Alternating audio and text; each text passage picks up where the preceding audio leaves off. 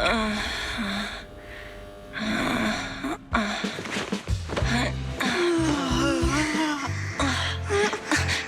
Phaethon, this time let me.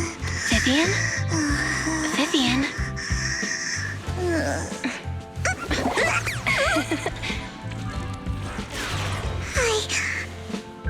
I didn't disturb your sleep, did I?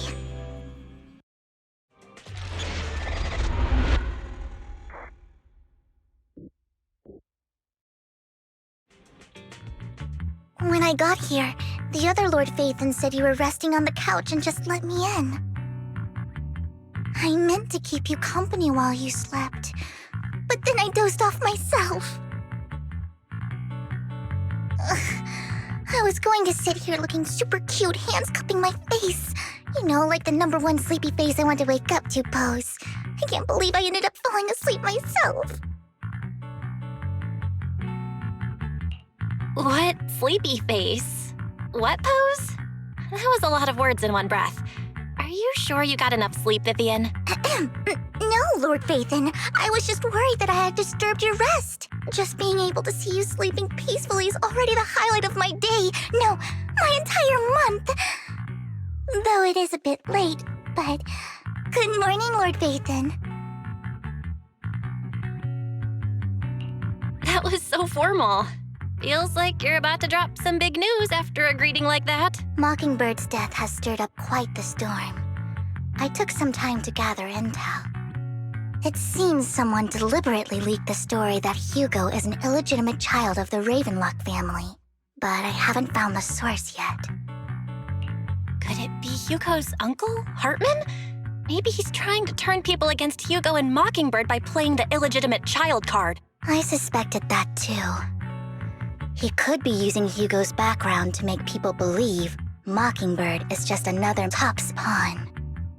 To the upper class, Mockingbird may be insignificant, but it has a loyal following among regular folks. But after some digging, I was surprised to find that the public isn't turning on Hugo. They're actually starting to see him in a better light. Some people feel bad for him, some relate to his struggles, and Hartman's the one getting all the heat. Public outcry against Hartman is growing, with many believing he murdered Hugo for his own selfish gain. Tops is hosting an industry summit this week, a responsibility usually handled by the Ravenlocks. But my sources tell me another family has taken over this year at the last minute. If I'm not mistaken, Tops is intentionally keeping its distance from the Ravenlock family due to the current public sentiment. Sounds like Hartman's in a pretty bad spot right now. But we know he's not the type to go down easily. And that's what worries me.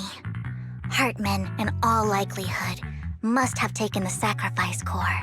And now that he has this bargaining chip, who knows what kind of deal he'll strike with the Exaltists. Sorry for interrupting, Vivian, but I need a quick word with Belle. Oh, no problem at all. I'm sure you have important faith in matters to discuss. Take your time. I'll just be waiting outside. We can't make our guest wait outside. Belle and I will step out instead. Oh, don't mind me, Lord Phaethon. I wanted to browse the videotapes anyway. I'll be right here. Just let me know when you're done. Belle, Lycaon's outside the video store. He knows Vivian is with us, so he's hesitant about coming in. He's stressing over what he did to Hugo in front of Vivian, but he really needs to talk to us.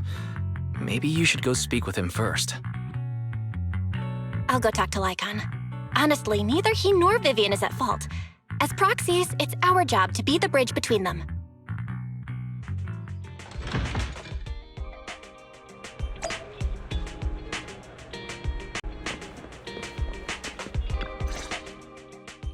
Good morning, Master Proxy. Good morning, Lycaon. Wise mentioned you wanted to talk to us and Vivian about something? Yes, it's an urgent request from the mayor, one that directly affects New Eridu's safety. However, before we get into the details, as a former member of Mockingbird, I'm concerned about Miss Vivian. Hugo made many mistakes and betrayed the principles of Mockingbird, but I'm certain he didn't intend to put Miss Vivian or you in danger. I don't know Miss Vivian very well, and I was the one who took her companion's life. I might not be the right person to comfort her, but I hope she doesn't regret the choices she made or lose faith in the path she chose.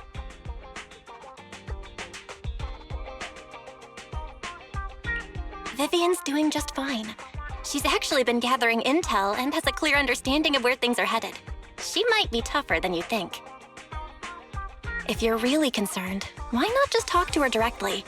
If you'd like to apologize, it should be face-to-face, right? That's reassuring to hear. I trust your judgment. You've always had a sharp eye for people. Would you mind coming in with me? I'd like to apologize to Miss Vivian in person. No problem. But I'll be staying neutral. Everyone has their own stance on this, and I get where both of you are coming from. As a proxy, I'm just here to make sure you have an open conversation. I'm not taking sides. I respect that. Thank you.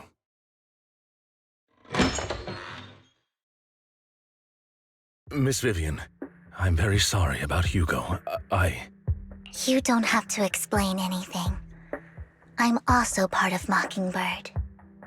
Mockingbird stands on more than just gain, so it won't fall when fortunes shift. Hugo had his fixations and ambitions. I also have things I must see through. I'm determined to get to the bottom of the Exaltists and the sacrifices. Miss Vivian, as a former member of Mockingbird, you have my deepest respect. You have my word, whatever comes next. I would never harm you or Master Proxy. As for Hugo, please accept my condolences. Condolences? That's not necessary. Mockingbird has plenty of tricks up its sleeves. This isn't the kind of act that ends so easily. Wouldn't you agree? You're right. Huh? That's it? You two just figured it out? Oh, that was fast.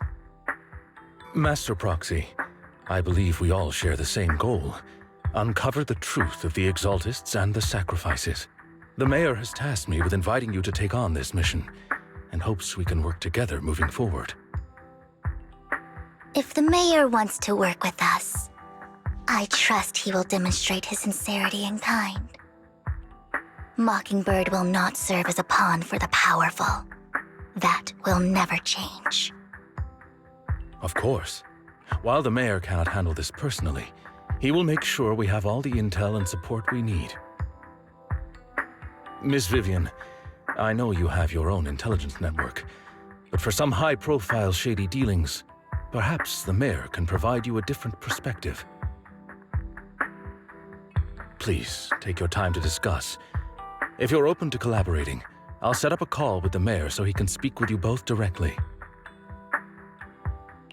I need to discuss this with Wise and Vivian. With so many people involved in this, we need to be very careful. Of course, I completely understand. When you've made up your minds, you can find me at the Ballet Twins.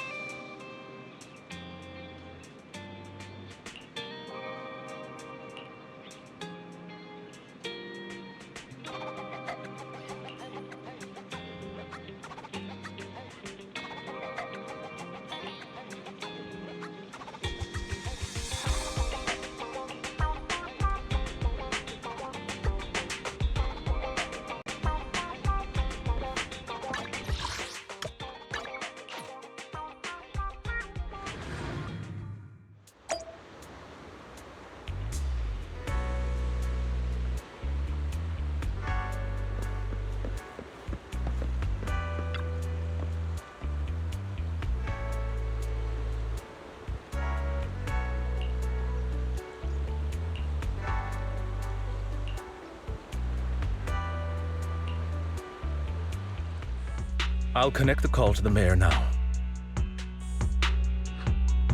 My dear friends, I'm glad you're willing to keep working with me. I'm truly sorry about what happened to Mr. Hugo Vlad. I didn't anticipate things would turn out this way.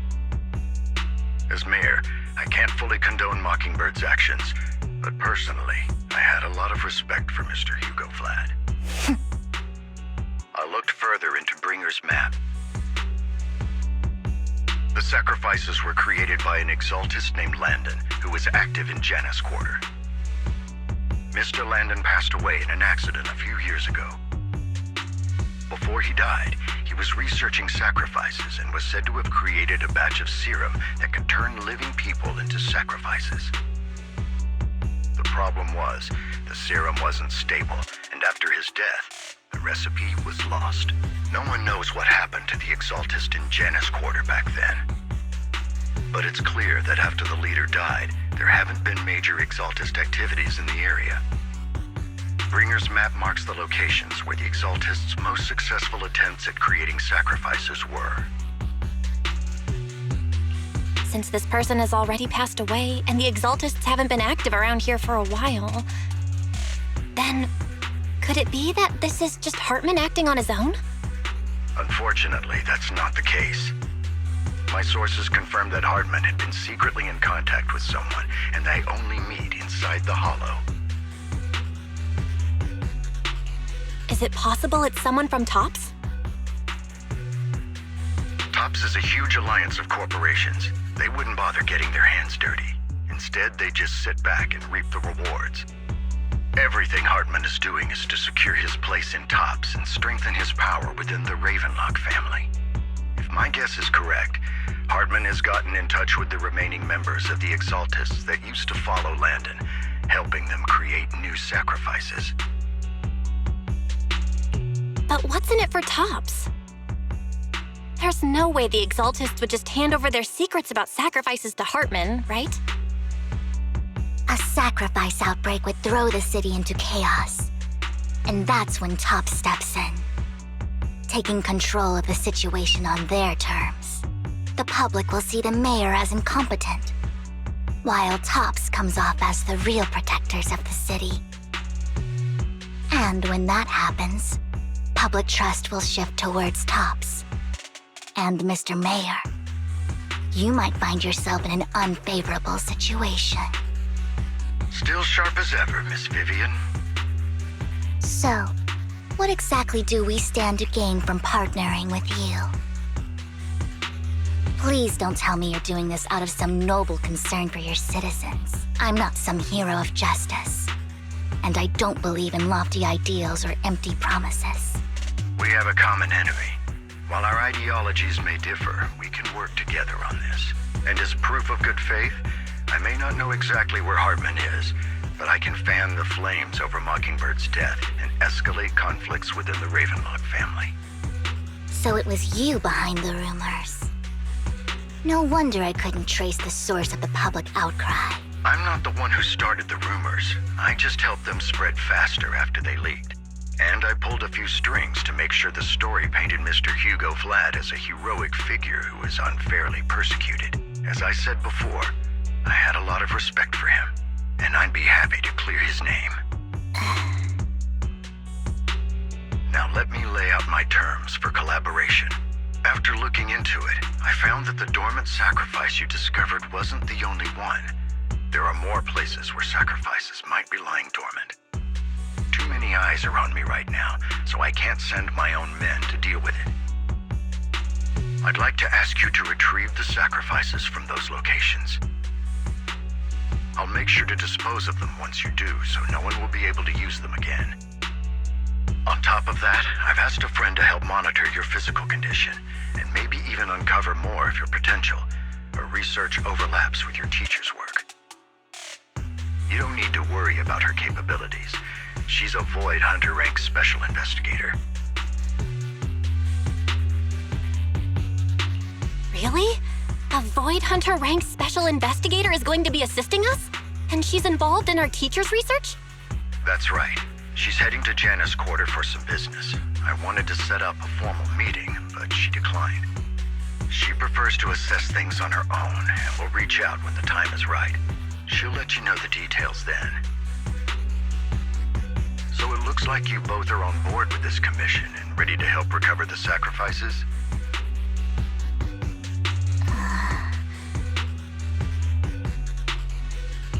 We don't want new Eridu falling into chaos either. We'll do what we can. I know you won't let me down. Given our positions, we might not be friends, but we're definitely not enemies. I'll leave the rest to you then. I've got to go. Goodbye.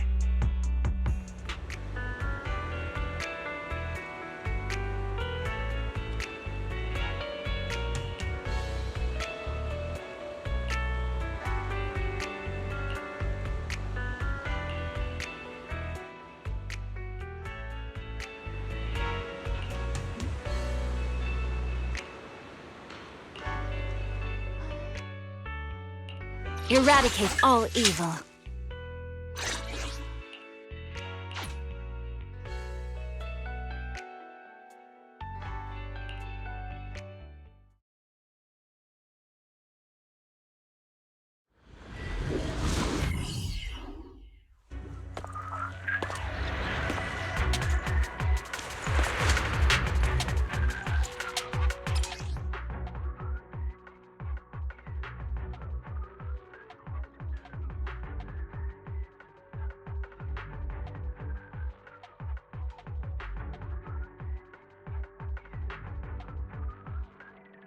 Lord Phaethon, thank you for trusting Mockingbird and me.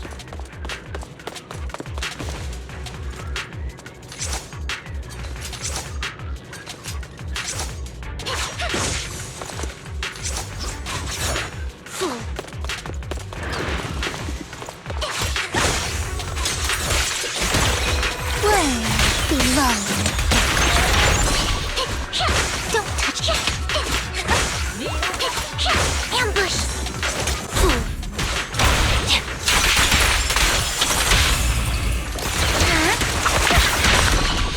Okay.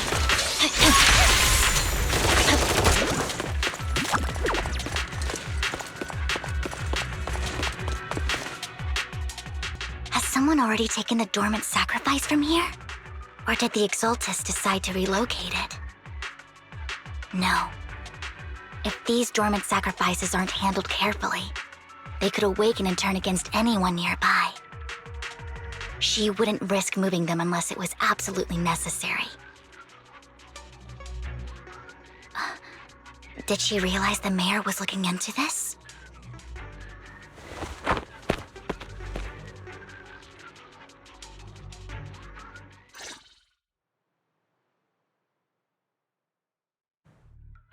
Did Hartman just make up this intel to get a shot working with us at Tops? I've been walking around forever and haven't found a thing. The Ravenlocks have always been a shady bunch. No surprise they've gone downhill over the years. I heard they were pretty loaded back in the day. What kind of business did they run? No clue. On the surface, their businesses seemed legit, but who knows what was happening behind the curtain. Probably something with the sacrifices. I mean, how else would he know about the dormant ones left around here for years?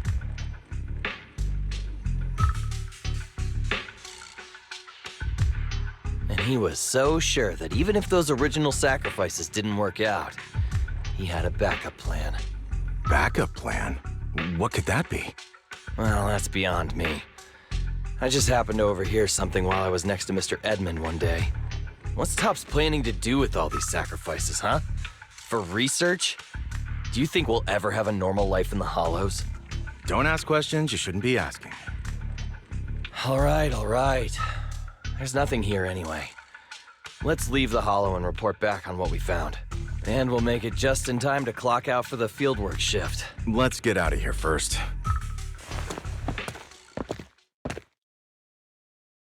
Hartman, that fool. He'll do anything to get into Tops, even if it means playing with fire. She's an Exaltist. Human lives have never mattered to her. The more people get dragged in, the greater the danger. Vivian, I've been dying to know, who is this she you keep mentioning?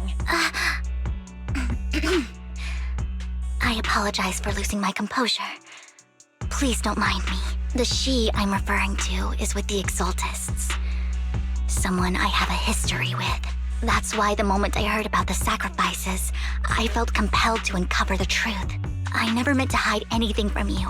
It's just that, for me, the Exaltists bring back painful memories. And I'm not ready to face them yet.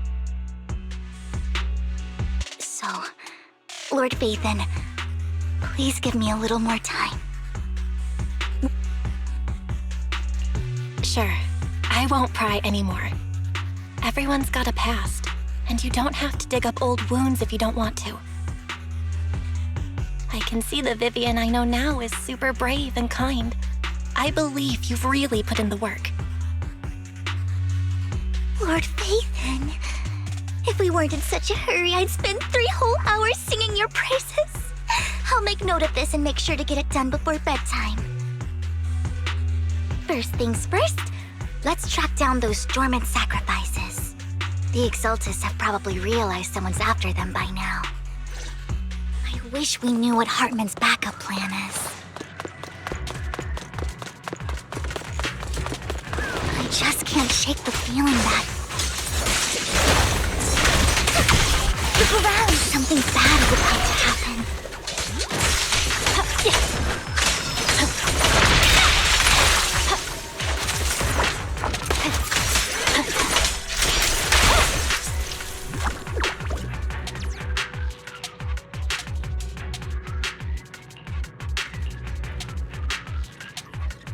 Hugo may have done terrible things, but he had his reasons.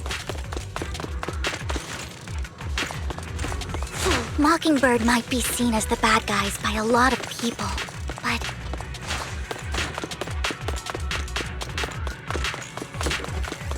Ironically, joining Mockingbird is what put me on the right path.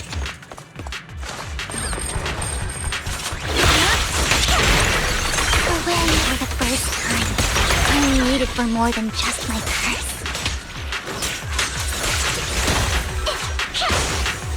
Fine.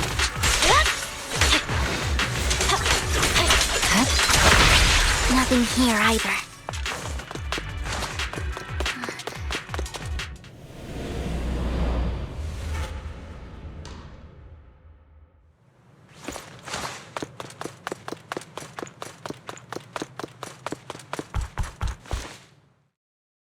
I knew it was you, Vivian. Camille, what are you doing here, sis? Are you destroying the dormant sacrifice? Vivian, don't call me sis. I'm not your sister.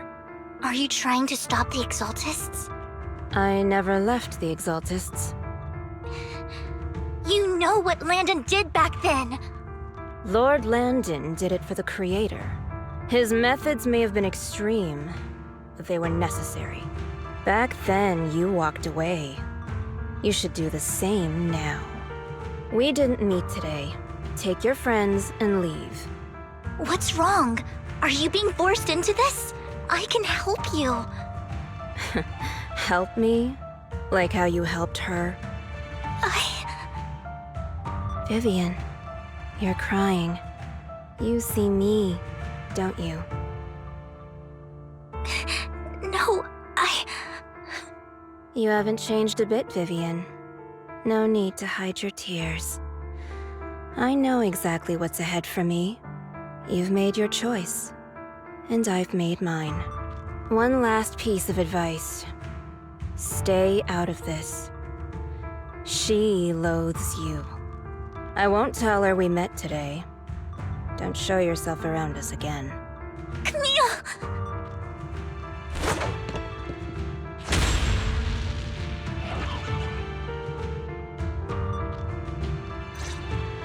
Lord Phaethon, watch out! I'll tell you what that was about later. Let's take care of these.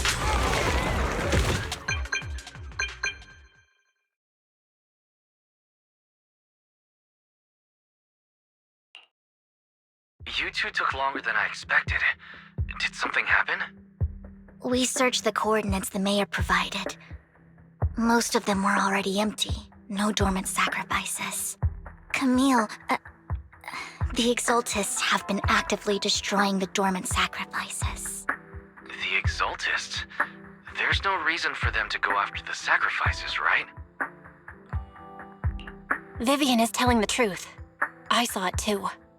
And one of them is someone I once knew.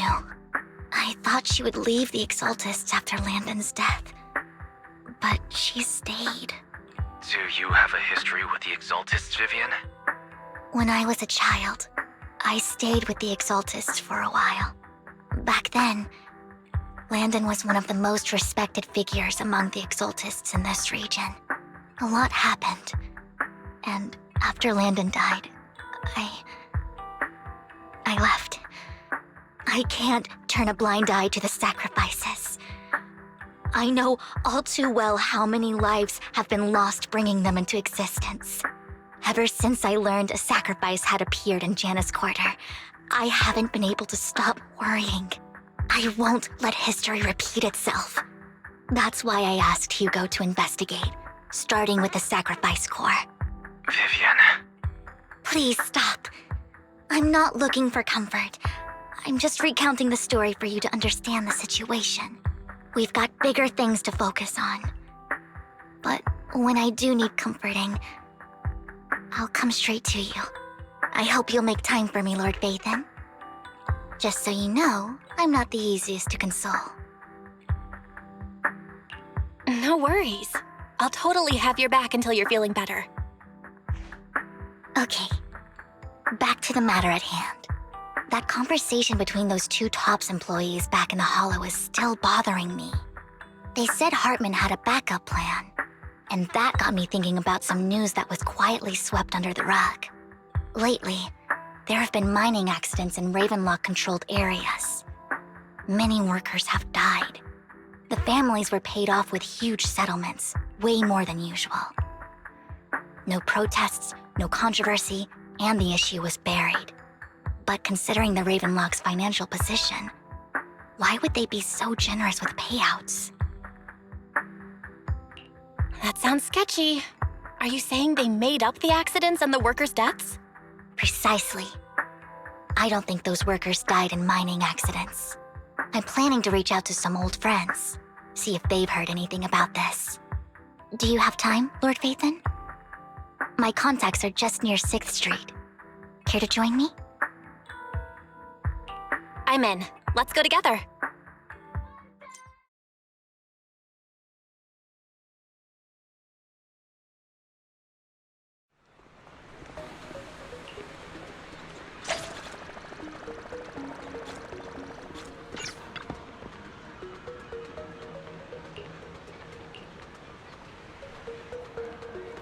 An old friend of mine said she has some new intel.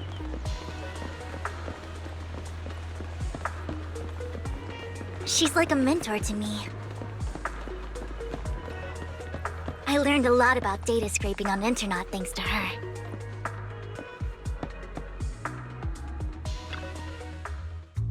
Rain! Long time no see.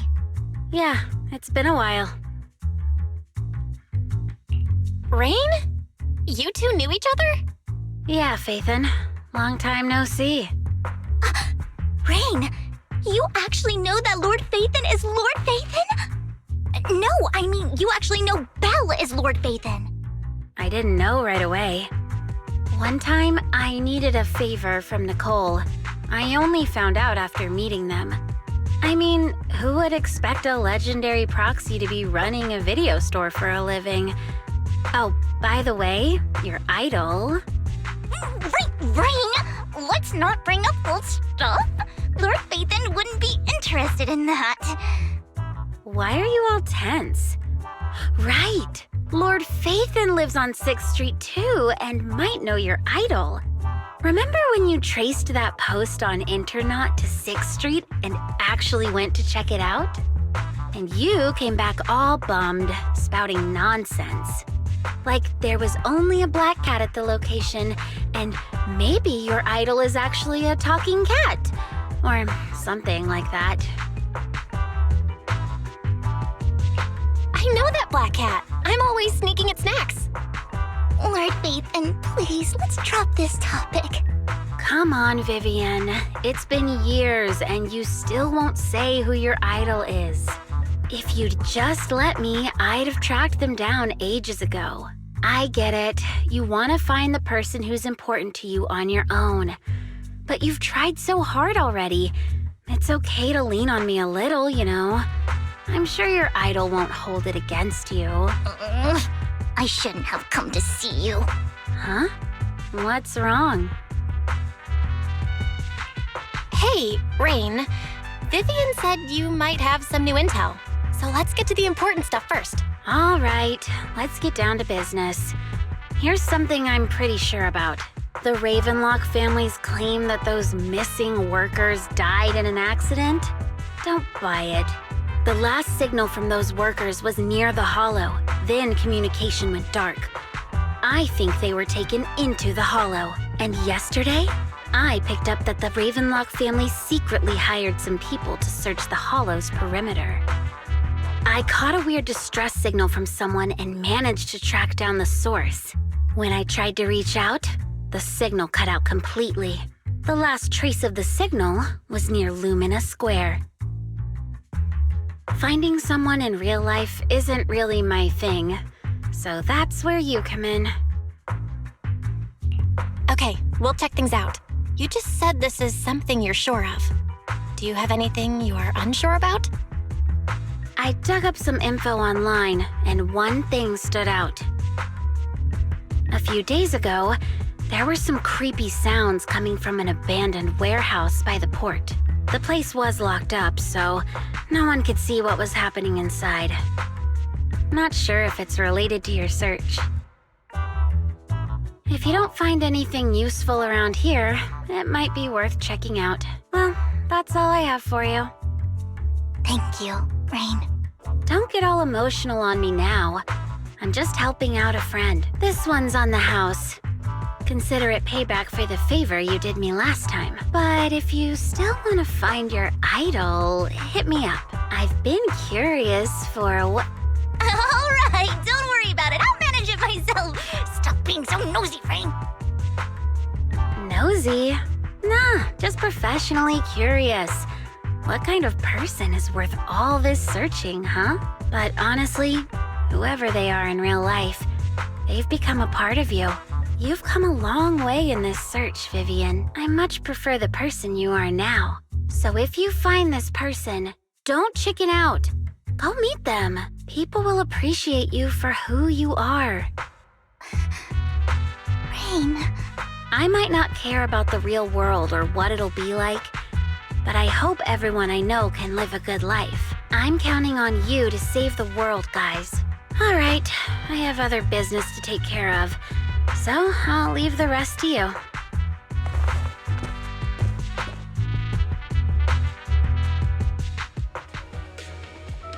Lord Phaethon, please pay no mind to what Rain said.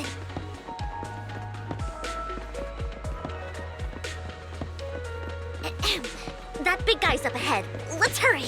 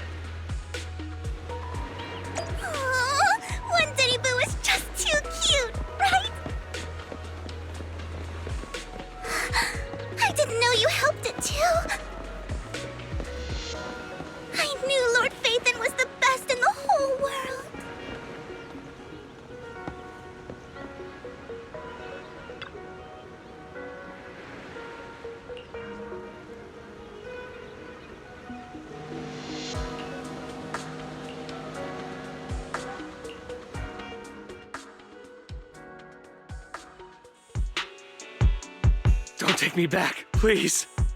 I was wrong. I know I messed up. I don't want your money anymore. Please, no. Calm down. Who are you? I won't say anything. Just let me go. I don't know anything. I swear, I know nothing. We're not PubSec, the HIA, or the Ravenlock family. We won't force you into anything. There's no need to be afraid. What do you want from me then? We simply want to know where the Ravenlock family took you and what they made you do. I can't say. I can't tell you. I have a family. They'll hurt them. You never saw me. Please, just stop asking. Don't you wish to see your family? I don't deserve to see them. It's my fault. I was greedy. I did this to myself.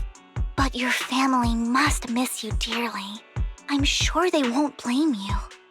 No, it's my fault. It's all on me. I don't want to drag them into this. If the whole ship is sinking, no one on board can escape. I'm just a nobody. And right now, there's nothing I can do to change anything. If you care about your family and friends, now is your chance to stop the disaster before it's too late.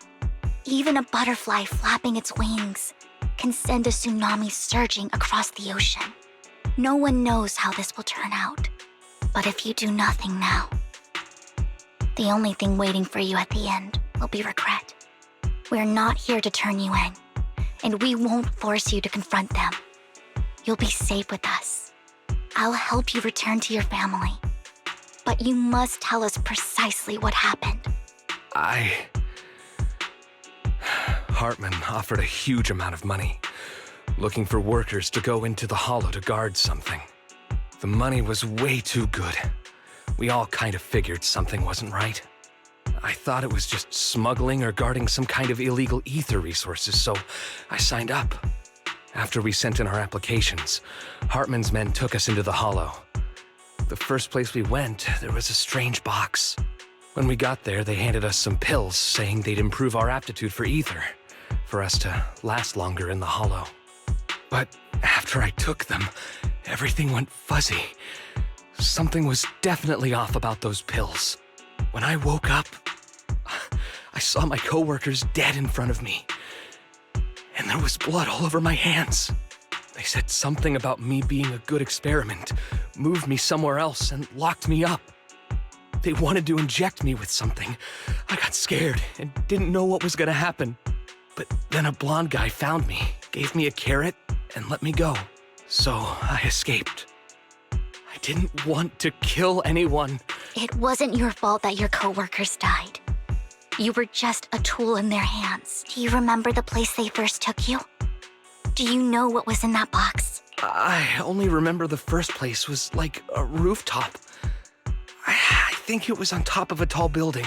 What exactly was in that box? I can't remember. I'm not lying. Those pills they gave us, they make you hallucinate. I took just one and my mind felt like it wasn't my own. My memories turned into a blur. I'm telling the truth. I'm not trying to run from my mistakes. I just really can't remember what happened. I know you're not lying. We'll arrange for your protection.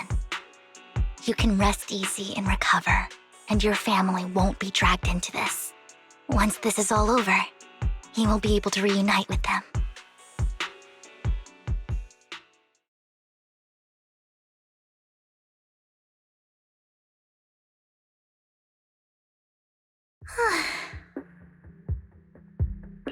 I've been meaning to say this for a while, Vivian. You're just so calm and decisive when things get tough. Totally different from the impression you gave me at first. Actually, I wasn't always like this. I used to run away when things got tough. There was even a point where I just wanted to disappear. As if my very existence was the source of suffering. I wondered. Perhaps leaving it all behind could put an end to the pain. Whoa. It's hard to imagine you like that. I mean, you had this super intimidating vibe when we first met. Well, I was on a mission at the auction when we first met. And just as Rain said, I've come a long way from who I used to be. Speaking of Rain, it's still wild to me. I never thought you and I would have mutual friends. And you even know one Denny Boo.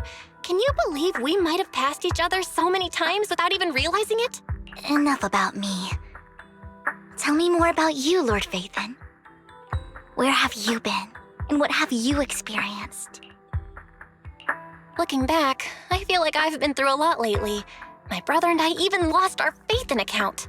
Oh, everything started when the Cunning Hares took something from the Red Fang gang.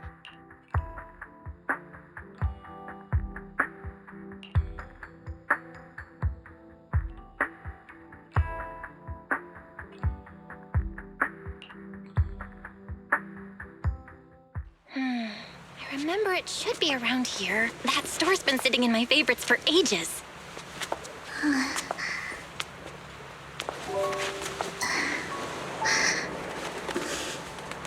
Lord Phaethon! What's up? I've seen that black cat on 6th Street. That harmonica in the outer ring you mentioned. I've heard it before, too. I've even been to the monument outside Hollow Zero. But none of that was a coincidence. It was me.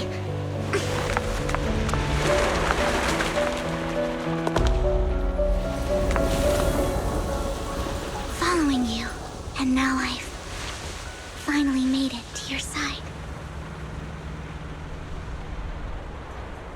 Ever since I was little, I had been seen as the bringer of bad fortune. I had traveled to many places and witnessed far too much misfortune. Every tear I shed brought disaster.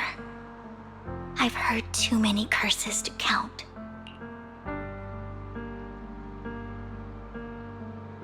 I loathed my tears as much as I despised my own existence. Wherever I stayed, tragedy followed. I had roamed too many places, and each time it ended the same way.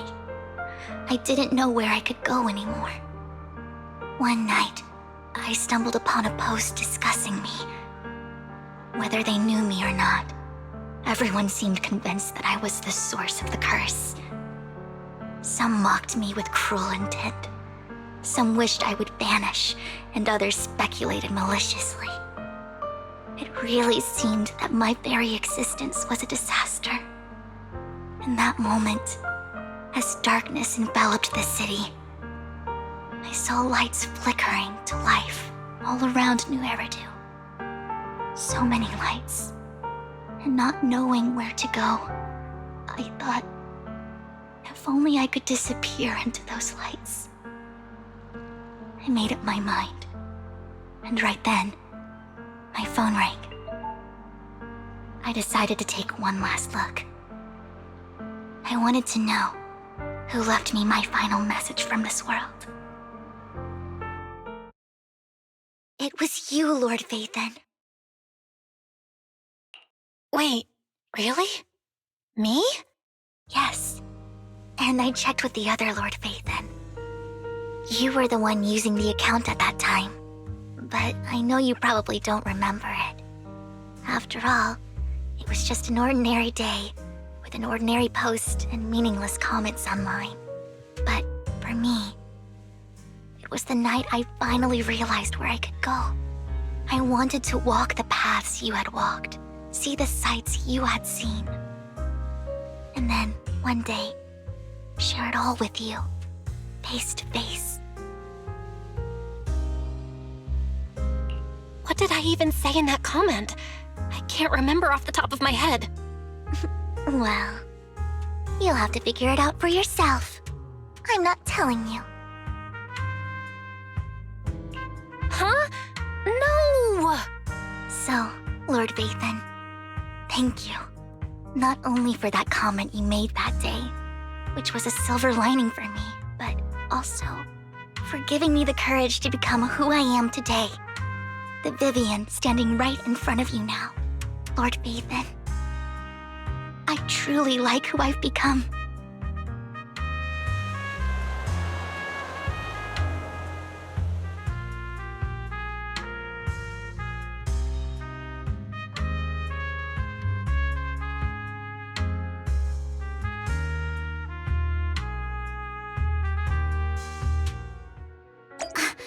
Lycaon just sent a message. There's an update. Let's head back to the video store and go over the details together.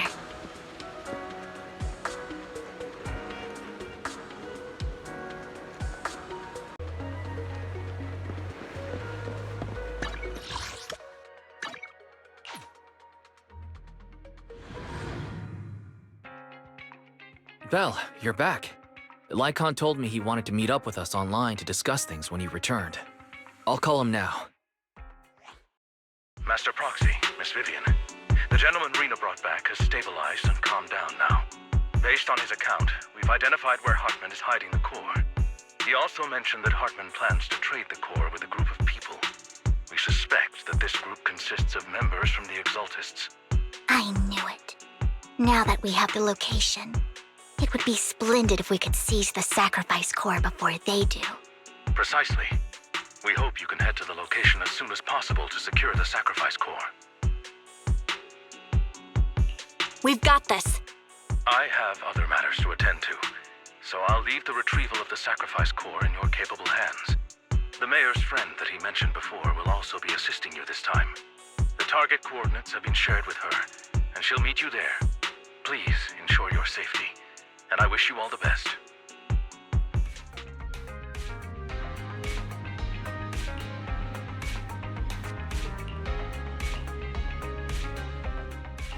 This is the path I follow.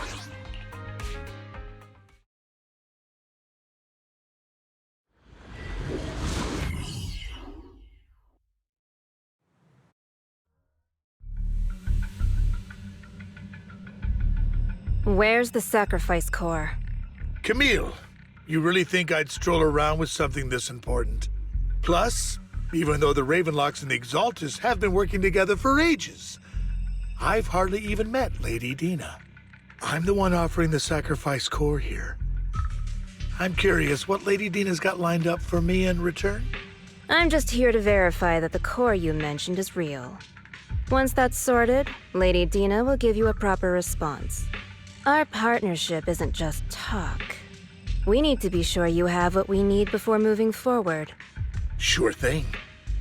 I'll take you to where I keep the core. Once you verify it's legit, have Lady Dina come over. We'll lay everything on the table face to face. All right, lead the way. It seems Hartman is trying to bargain for more. What a greedy and insatiable man. It's just that, why would they only send Camille for something as important as the sacrifice core? And I can't shake the feeling that Camille doesn't want Hartman and Dina to meet. Why is that? Who's this Dina he just mentioned? Is she the leader of the Exaltists? Kind of. Lord Phaethon, I really think we should hurry. We must get to where Hartman keeps the core before anyone else does.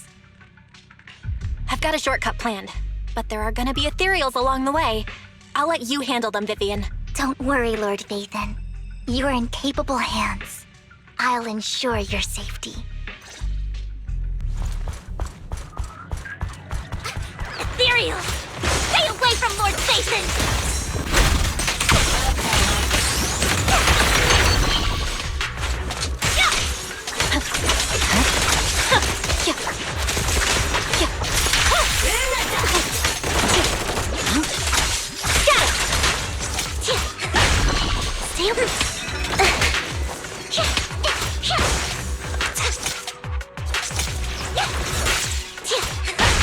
Okay.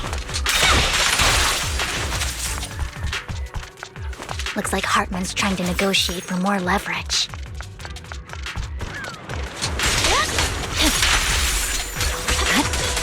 Let's keep moving, Lord Phaethon.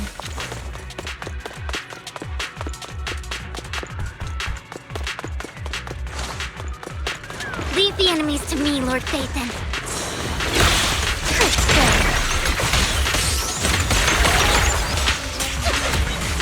Leave it to me. Right.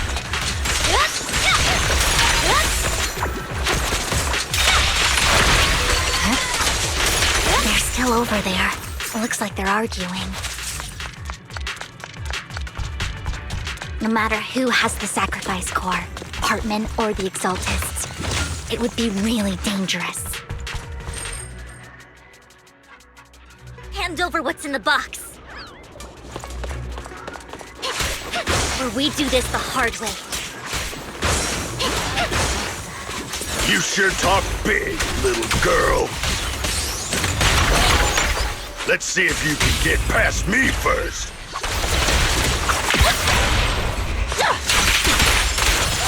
Let's hurry and secure the sacrifice core. Lord Phaethon, the box is empty. So Hartman never kept the core here to begin with? How did you even find your way here? Where's the core in the box? What did you do with it? You call this keeping the sacrifice core safe?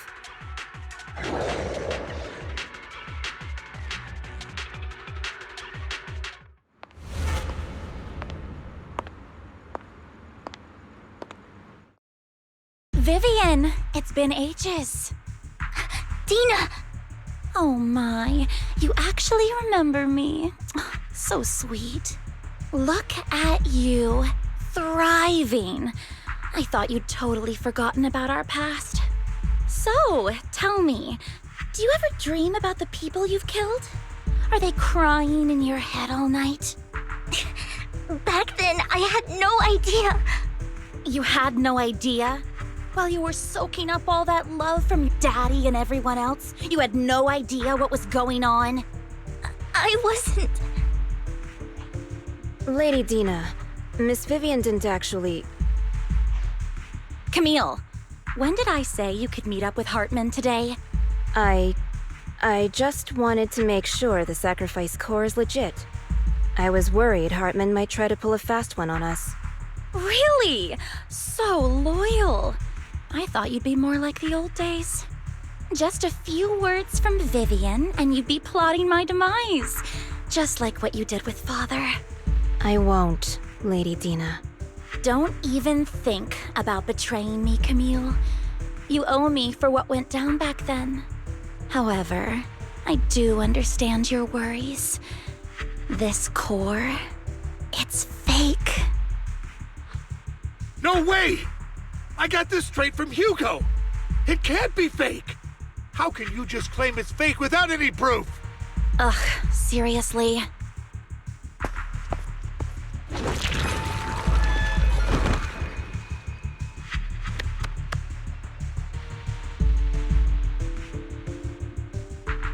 The sacrifice core can max out the ether particles within human bodies in no time at all. But look at your little subordinate. How uncouth. He's making noises like some animal. Can you shut him up? So annoying. The masterpiece Father made for the Creator isn't this worthless piece of junk you're holding. So, the real core. Vivian, where do you think the sacrifice core is really at? I don't know. If I knew where the real core was, I'd destroy it without a second thought. Dina, you understand what the sacrifices are. And you know those who were blessed should not have to endure such horrors. Oh, they shouldn't have suffered those horrors. Weren't you the one who decided if they'd be blessed or not? If it weren't for your tears, how would they have encountered such misfortune? How self-righteous, Vivian. Their fates were in your hands. It was you who brought disaster on them. Landon just needed an excuse. He needed someone to blame. Whether I shed tears or not, he'd treat living beings as mere subjects for his sacrifice experiments. Dina, you know all of this. Landon even went so far as to sacrifice you. Shut up, shut up, shut up! Father did it for his great cause. Vivian, why do you always mess everything up for me? Everything! You did it before, and now again! You just had to ruin my plan. I was so close to fulfilling Father's last wish. If you don't give me the sacrifice core, be prepared to become food for the Ethereals. I told you I don't have the sacrifice core. Otherwise, I would have destroyed it already. Lord Phaethon, find the right moment to retreat. She can be quite unpredictable when her temper flares. Oh, really? You don't have it? Then I suppose there isn't a reason to keep you alive.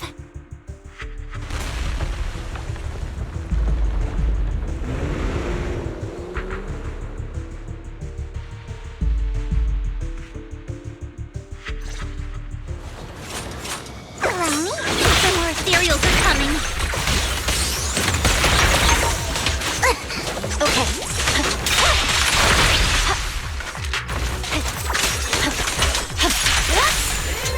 There are too many. There's no chance to get out of this. Good job.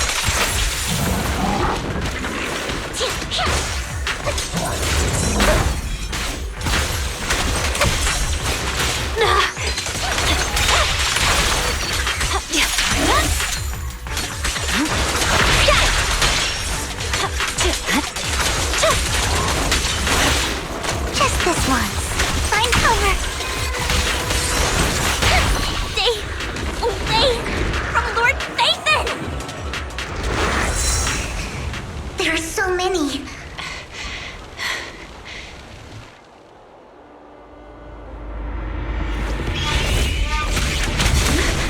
It's ink?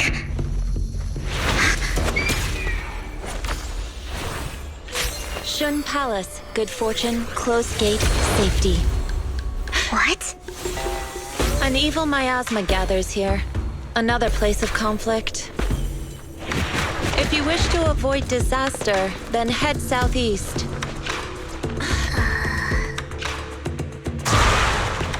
Now! Thank you.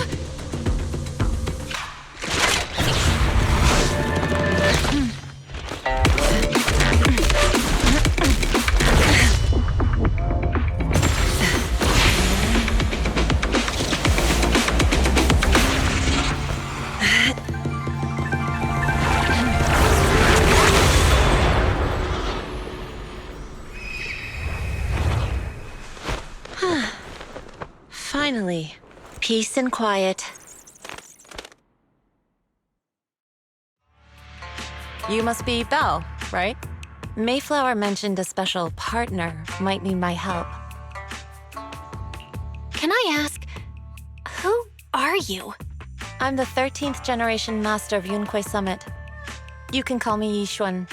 Mayflower passed along your info, and I was curious what kind of person you are, so I came to see.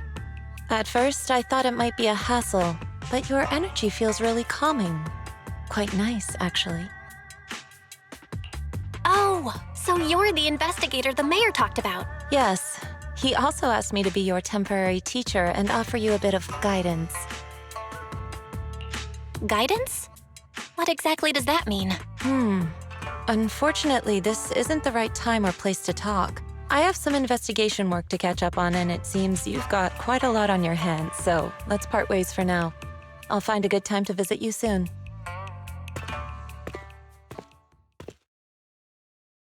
I'm so sorry, Lord Phaethon. I'm just not feeling very well. I think I'll head back for now. I'll investigate the sacrifice core and reach out once I find something. You definitely need some rest. Let's get out of the hollow.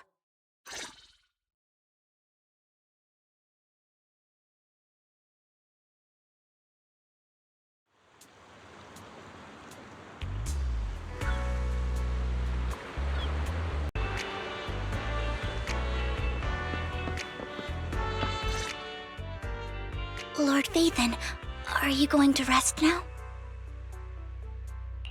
I'm not in a hurry to get back. You've been kind of off since we got out, and it's got me worried. If something's bugging you, just spill it if you want to. I'm a pretty good listener, you know. I didn't mean to keep my past from you, Lord Phaethon. When I was little, people thought I brought misfortune, so no matter where I went, no one wanted me around for long.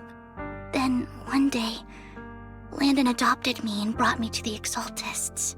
There, I met Dina, who was so kind to me, treating me like a dear sister.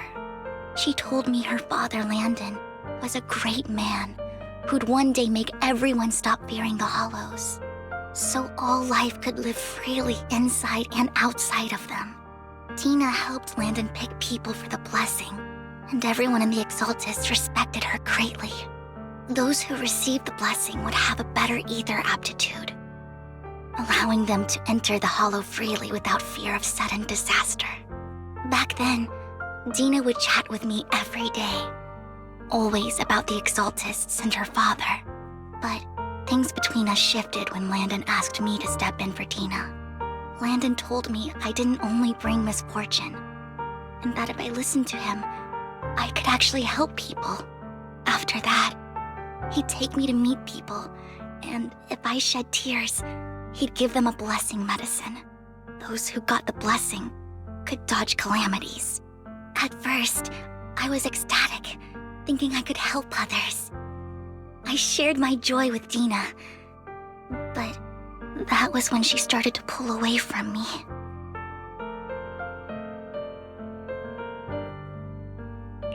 The blessing medicine. Please tell me that wasn't the sacrifice serum Bringer had? Yes, to be precise, it was an early version of the sacrifice serum. Landon's medicine wasn't stable. The medicine Landon developed could boost abilities quickly, but also sped up the development of ether corruption. In the end, most people turned into Ethereals, and a few became sacrifices, losing all human consciousness. The Ethereals were killed while the sacrifices were given to the higher-ups of the Exaltists. The Exaltists wanted the sacrifices to hold human consciousness, so Landon's medicine was seen as a failure, and he gradually lost influence within the Exaltists. One day, I saw Dina, and tears streamed down my face. In a bid to save his reputation, Landon decided to let his own daughter receive the blessing. I had always thought that getting the blessing was a good thing, until I saw terror in Dina's eyes that day. That evening, I broke Landon's rules for the first time and followed him out of the Exaltist's residence. I trailed him to the Hollow, where I witnessed someone who had been blessed becoming corrupted. In the end, that person became an Ethereal. Then, without hesitation, Landon killed him. Before Landon returned, I went back to the residence and snuck into his study. And there, I uncovered the truths I just told you. And just a few days later, it was time for Dina to be blessed. I wanted to save her and stop anyone else from getting deceived. So, that day, I told everyone present that Landon should be the one to receive the blessing, not Dina. At first, Landon argued, and no one believed me. But in front of them all, I looked at him and let my tears fall.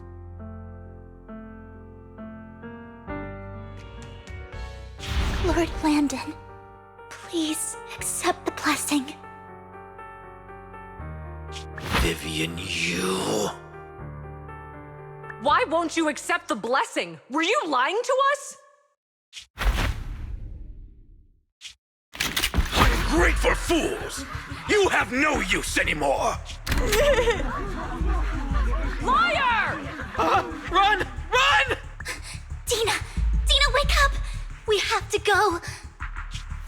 Vivian, what's happening? Listen to me! Lord Landon's so-called blessing isn't...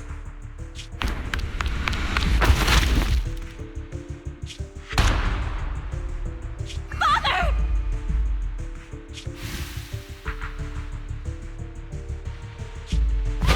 No, I was just... Mom, I want to go home. It's got nothing to do with us.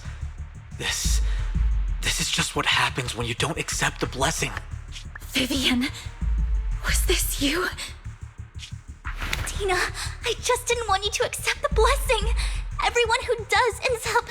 I just don't want to lose my father. You knew?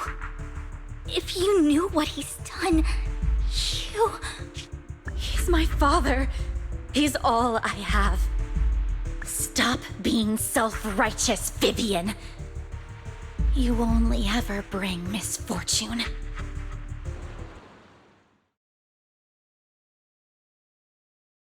I thought once Landon was gone, Dina would leave the Exaltists. I never expected her to continue his research, or that Camille would stay.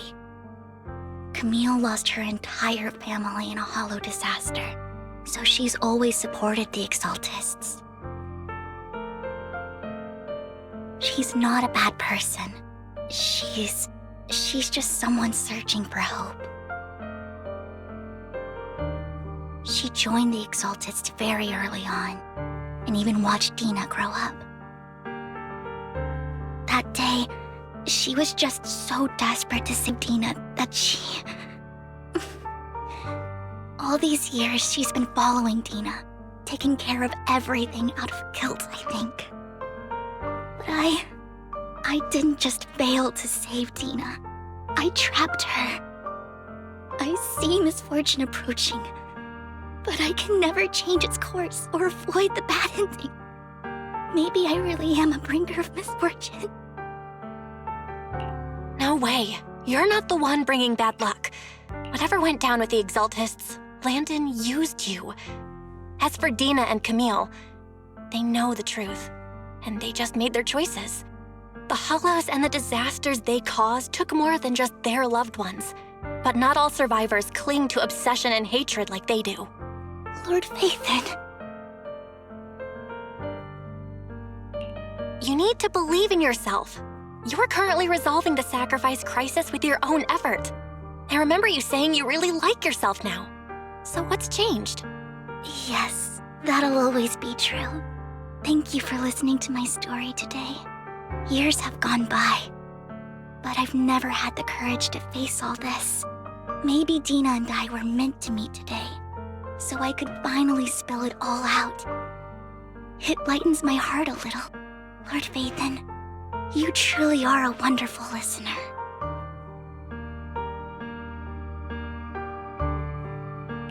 Whenever you're feeling down, don't hesitate to come to me. I will. It's been such a long day. You must be exhausted. I'll track down the location of the sacrifice core and let you know what I find. Good night, Lord Phaethon.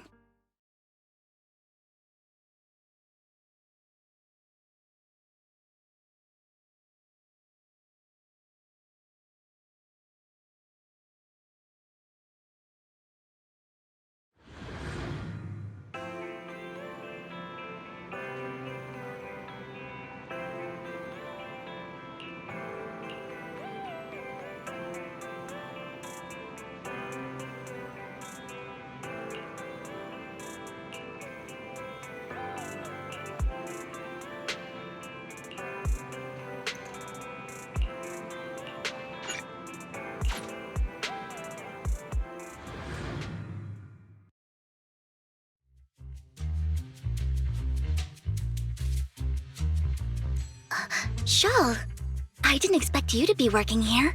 Perfect. I was just covering someone's shift. The screening here is super strict, and I was afraid the supervisor would realize I was new and subbing for someone, so I hid in the control room during the supervisor's inspection. So I happened to bump into this guy, a blonde man wearing a hat, and I think he was checking some footage. Then he logged that footage into the tape he brought. Later, I found that part of the footage had been wiped. Blonde, wearing a hat. Could it be Hugo? Do you know him? I think it's him. If it were Hugo... I think I know where he would hide the tape. Thank you, Shaw. You were a big help. Great! You also helped me a lot when I started working. I used to make mistakes all the time. If it weren't for you cleaning up my messes, I would have been fired ages ago. So I'm happy I could help you too. All right, go ahead and do what you need to do. We'll catch up another time.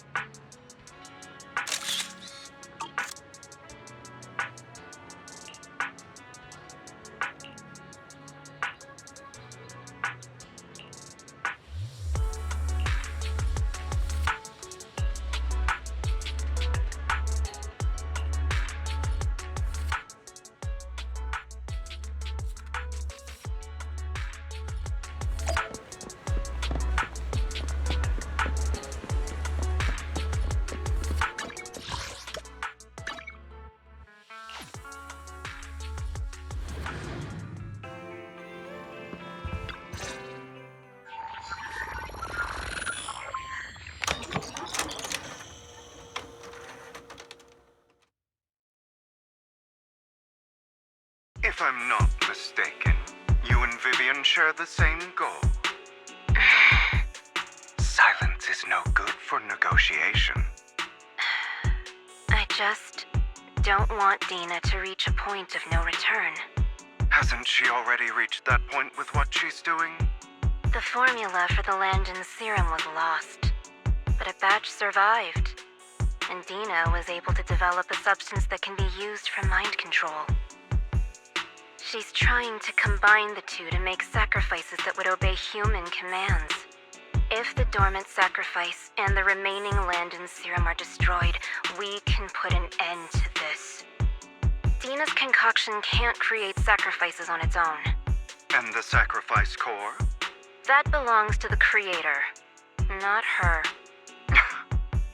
Although I find Landon's methods despicable, I can't deny that the Exaltists and the Creator are leading us in the right direction. I just don't want Dina to spend her life trapped by her father's mistakes. I mean, no offense, but I find your protectiveness rather weird. I will confirm the location of the Dormant sacrifice and find the chance to relay the information to you. I do not want any of my people to be going into danger.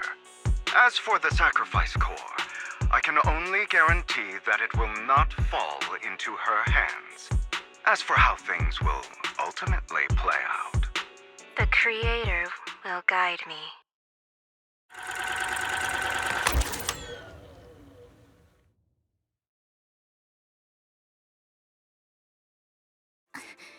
Camille was actually destroying the Dormant sacrifice?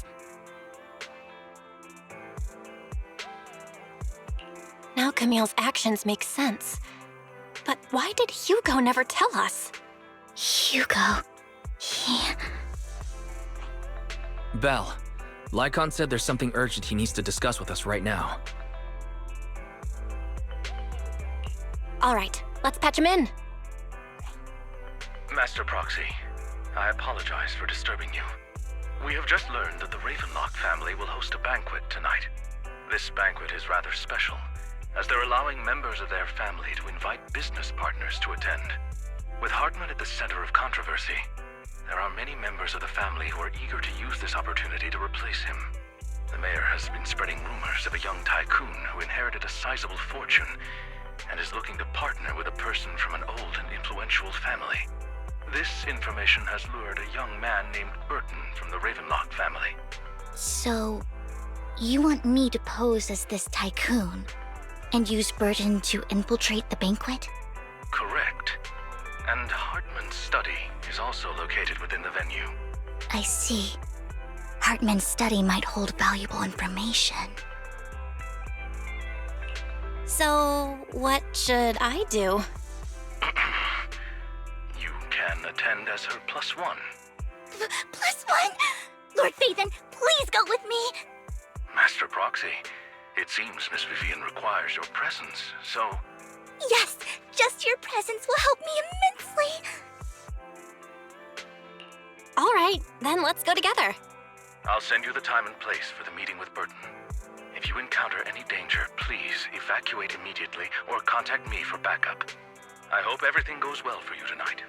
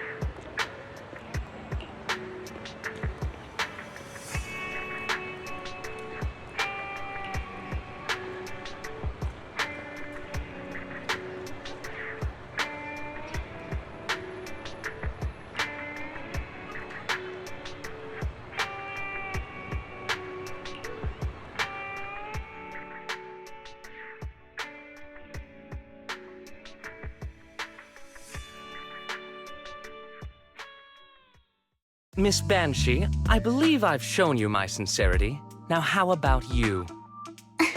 Sincerity? My presence here is a show of sincerity. If we're to work together, Miss Banshee, you should drop your pretentious act. I am well aware of the ways of the Ravenlock family. If I were to come empty-handed, I probably wouldn't even be able to make it out the front door tonight. Since I agreed to come with you, and even brought along my most precious companion, does that not show my deepest sincerity? No need for such an off-color joke. Our door is always open for those coming or going. We both know what's what, so let's cut the small talk. I know far more about how the Ravenlock family made their fortune than most here. I am also well aware of why Hartman, despite such a massive scandal, still remains in power. Oh? Do tell. Exaltists, blessing, sacrifice, Landon. Where would you like me to start? How did you know that? No, who are you? Don't be so tense. If I'm not mistaken, it's about time the banquet began. My companion and I are practically famished. Is this how you treat your guests? By letting them starve? Perhaps when we've had our fill, we'll remember where the sacrifice is hidden. You know where the sacrifice is? So, can we go get something to eat now? And I'm also looking forward to receiving a special dessert from you. We can discuss what you wish to know while we enjoy dessert. Of course. I wouldn't let such an important guest discuss matters on an empty stomach. As for dessert, I will prepare it myself, and I guarantee it will satisfy you. I'll come find you later. I wish you a pleasant evening.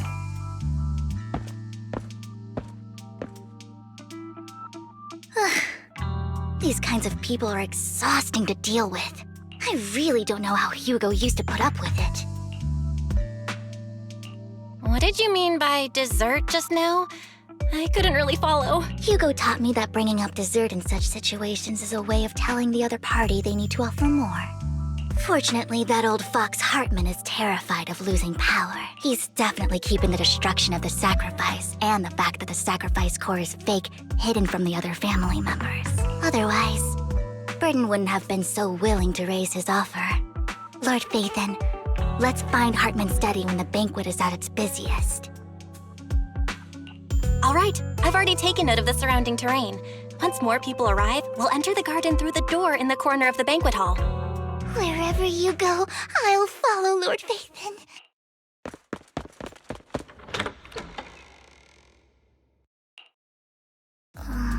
Isn't this going a bit too well? The security around the manor is really strict, but inside might be more lax. But just in case, let's tell Lycaon. Right. Having some backup would be safer. Let's check Hartman's recent correspondences for clues. I still have concerns about the sacrifice core. Right. Though the core he gave Dina was fake, Hartman might have left a trick up his sleeve and hid the real one. Then let's split up.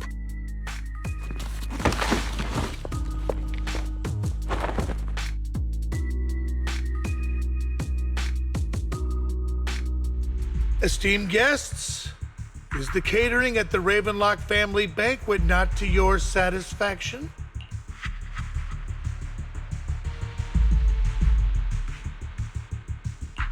So much so that these two distinguished guests felt the need to come to my humble office to scavenge for food. Don't want to come out? Well, after all, you don't have long left. Burton, that greedy idiot, fell for the mayor's trap. But I never expected that he would bring you into my territory. I suppose I should thank him. Otherwise, I would have had to go to great lengths to eliminate you. Vivian, Phaethon, give Hugo my regards. Tell him I shall be taking the wealth and power of the Ravenlock family for myself.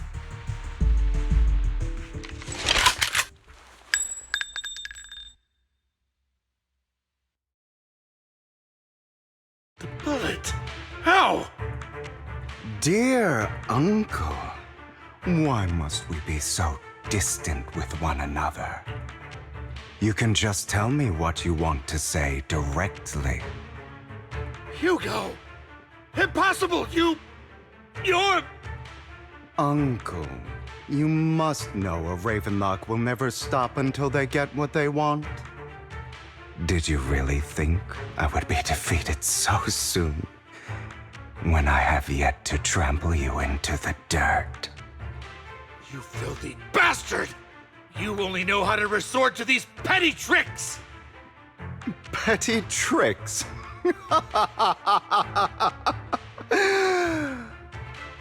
Perhaps you'd like to know what I managed to accomplish using this faked death of mine. My dear Uncle.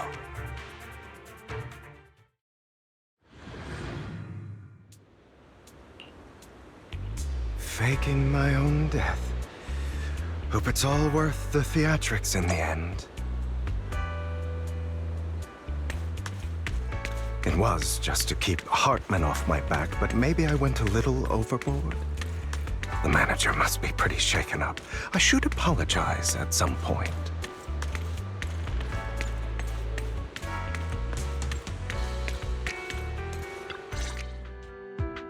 You're taking longer to rest than I expected. Lycaon, you think too highly of my physical capabilities. Well, thank you for your cooperation. I must say, if nothing else, at least your acting skills have improved. Why do you look so angry? You should be happy. We pulled that off together with flawless teamwork and managed to fool everyone. Drop your foolish facade. I'm glad you still remember the code we set all those years ago. And thank you for ensuring your sleight of hand didn't deteriorate. Oh, right. I should also thank the blood bag hidden in my clothes and our other props. Do you remember when we last used this trick? It was probably ages ago. Sometimes I really don't understand you. Have you never thought about what the consequences would be if I didn't understand your code? If I decided against helping you? Or if I just couldn't control my strength properly? You'd understand it. Of course, if things really did go awry, I had alternative plans. You wouldn't be so arrogant as to think I'd bet everything on you, would you? You're insane. Aw, I'm flattered. So what exactly is the purpose behind all this? Surely after going to such great lengths to erase your own existence, you don't just plan to hide here and reminisce about the past with me. Don't try to brush this off. I've already helped you enact your plan. Tell me the truth. Don't get your tail in a twist. I have more plans that require your assistance, so naturally I would not hide anything from you. Simply put, as things stand, whether as Hugo Vlad or as Mockingbird, I am doomed to die. Seems you've made quite a few enemies. As a member of the Ravenlock family, I negotiated with Edmund and managed to obtain resources from Tops for my future plans. I also confirmed what attitude they held toward your master, the Mayflower family. Meanwhile, I used my identity in Mockingbird to strike a deal with Hartman and gather information on their collaboration with the remnants of the Exaltists. That's where I got my intel on what Bringer left. Oh, by the way, the crime declaration letter that your dear mayor received, that was also sent by yours truly. He's probably figured that out by now, right? Though I'm not sure if he told you. The mayor learned about the sacrifice attacks through his own means, but lacked an opportunity to take action. That warning letter was precisely what he needed. you aren't hopeless yet. How delightful.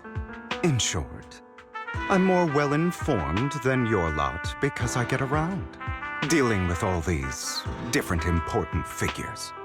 But of course, it comes at a cost. It's only fair. After all, you can't hide the smoke from a wildfire. Rather than trying to carefully tame it and risk setting yourself alight, it's better to let it burn free. When I helped you put on your little act, killing you in front of everyone, you left the sacrifice core to Hartman. That was intentional too, then? Oh, yes. And it worked like a charm, didn't it? Now no one cares for me anymore, and all eyes are on Hartman. A perfect situation for keeping the Ravenlock family in check while dealing a cutting blow to the Exaltists behind them. Another crucial point is Vivian and phaethon. I must sever any ties they have with me or Mockingbird. Although I feel bad for phaethon about what happened, but it had to be done. That's the only way they would be safe, allowing the plan to continue. I noticed that you never turned your blade toward Master Proxy. So, those words you said back then were also... I will bloody my hands. I will carry the weight of my sins. I will become the Abyss. Obviously, it was all an act. My acting has always been impeccable, as you know. Hugo, you're taking such a tremendous risk. Why? Would you believe me if I said it's for justice? But unfortunately, it's not. I want revenge on the Ravenlock family. And I will make sure that despicable excuse for a human being, Hartman, suffers a slow, torturous end. Of course. I also promised Vivian that I would help her investigate the whole thing with the Exaltists. That's all. You don't look too good. Is it your wounds? No. This is the first problem I plan to resolve. Lycaon, do you have a place that is sufficiently discreet, quiet, and can take a lot of damage?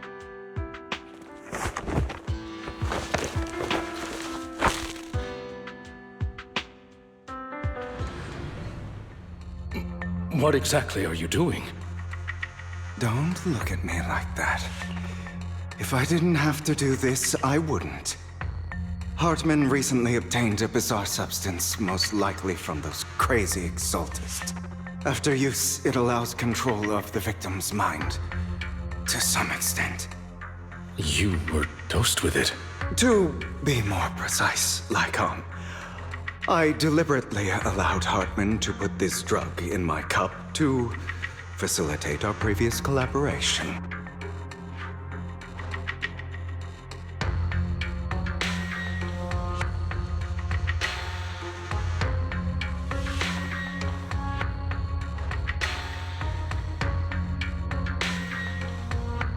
After finding out about it, I quickly found someone to help analyze its composition.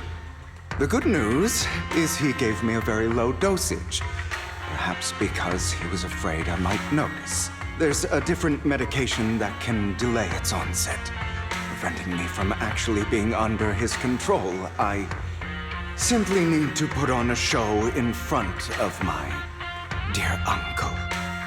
The bad news is that currently there is no antidote. When I delay those effects, however, they will accumulate and erupt when my body reaches its limit. It may even break my mind, and that's exactly what's happening now. I need to endure those accumulated consequences. So, I will lock myself in this room for however long that takes. I've tied my limbs to prevent me from smashing this place or accidentally hurting myself. Anyway, after you leave, do not open this door, no matter what you hear. I recommend seeking professional medical assistance. This is advice I received from a doctor. Or are you saying you don't believe I can make it. So, Lycaon, come find me here at the scheduled time. All you need to do is smile and await my victory. What if I want to stop you? You know you won't succeed. You never have. And you never will. Time is short. Let's begin. I understand. Don't die, you stupid bastard.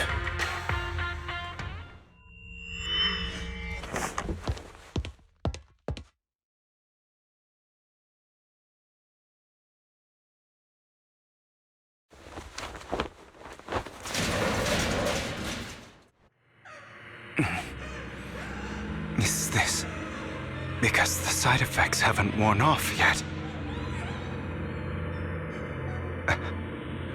Lycaon's late. I'm surprised. Or is something wrong with time itself? Looks like someone's over there. Might as well go ask.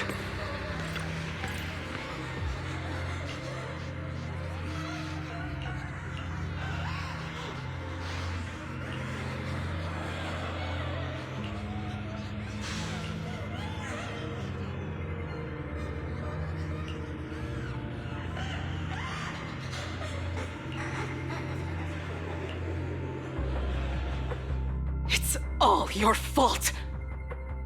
I wish I had never given birth to you!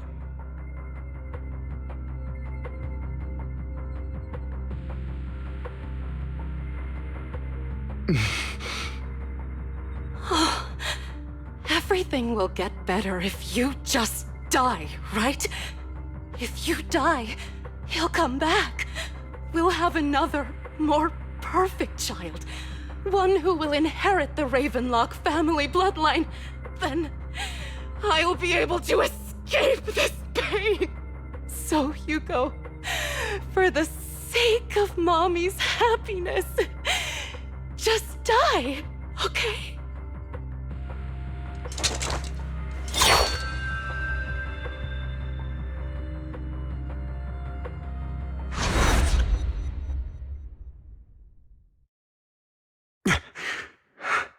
So, I wasn't awake yet after all.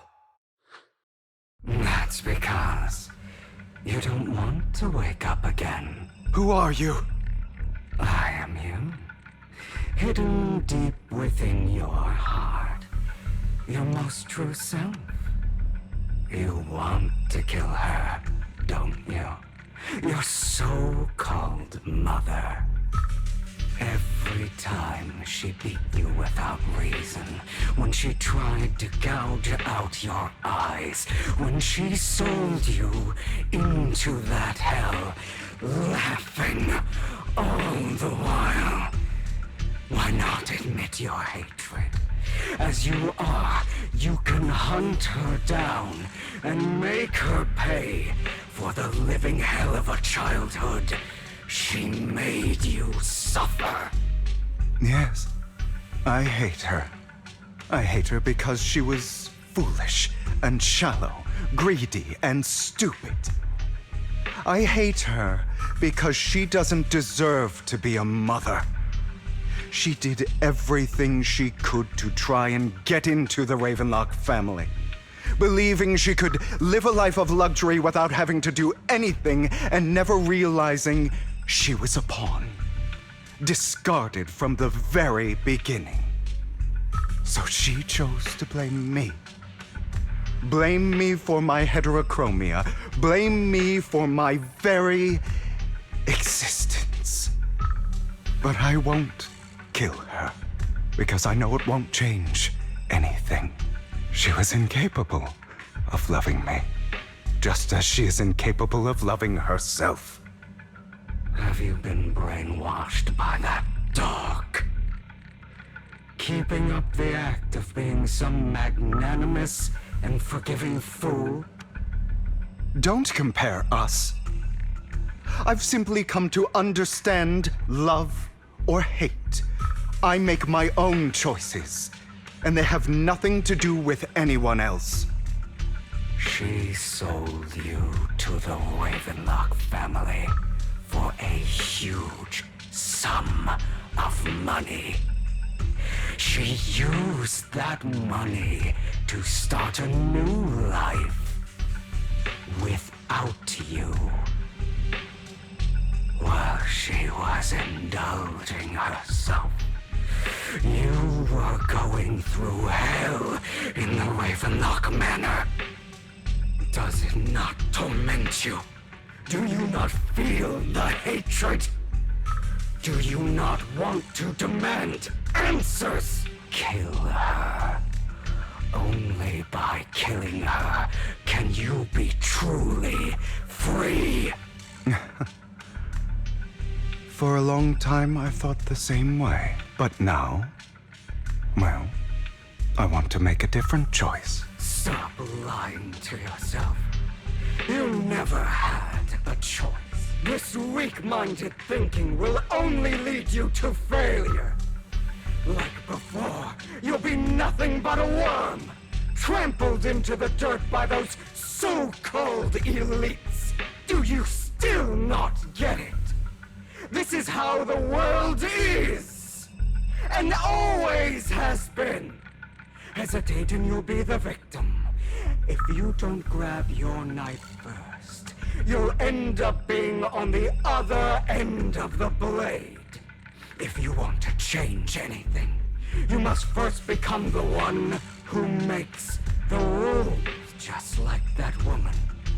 The only reason she could treat us that way was because we were weak. So listen to me. Find that woman, kill her, and prove to this world your strength. It's what she deserves. Why forgive them? They don't deserve it. I'm not forgiving them. Or rather, I don't care about them.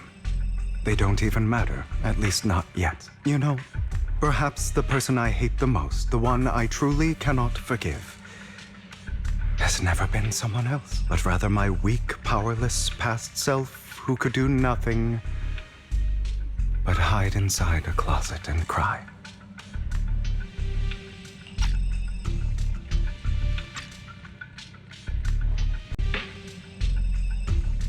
I hate myself for having neither the strength nor the courage to resist.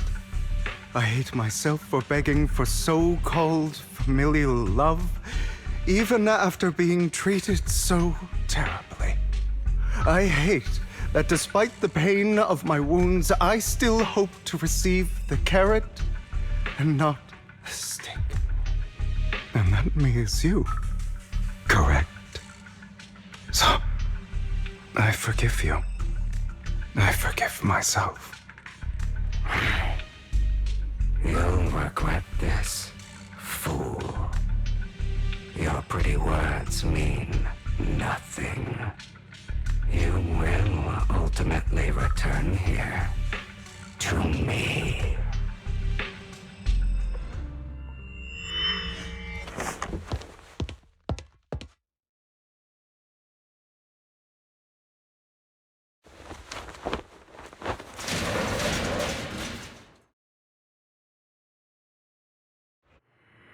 I see. This is still an illusion. I wonder who's going to show up this time.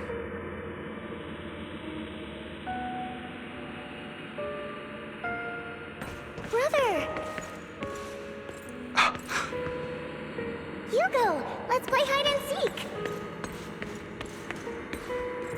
I'm already hiding! You'll find me, right? Like you always do! Serena.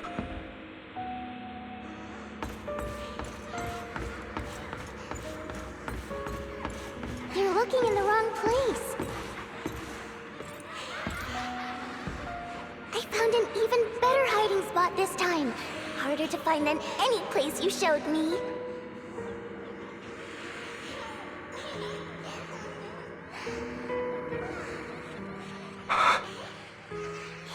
Hugo, do you ever wonder why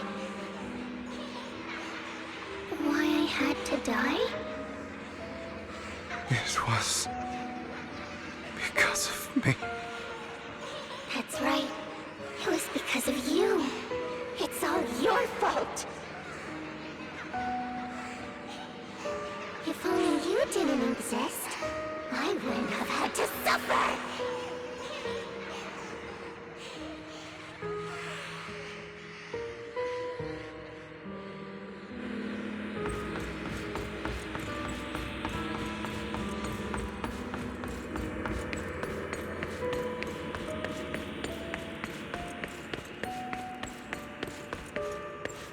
Still looking in the wrong spot. I can't believe you still haven't found me after all this time.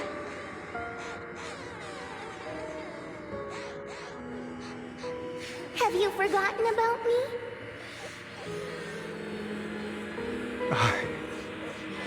I haven't forgotten. It's okay. I'll forgive you. I'll still be nice to you, just like before.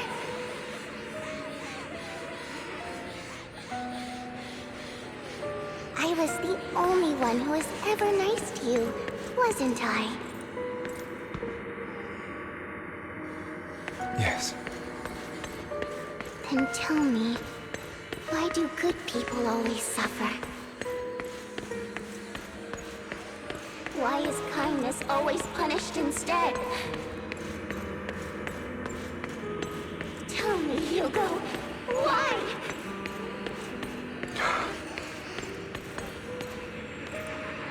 Hugo, are you lost? Go back the way you came. I left you a surprise there.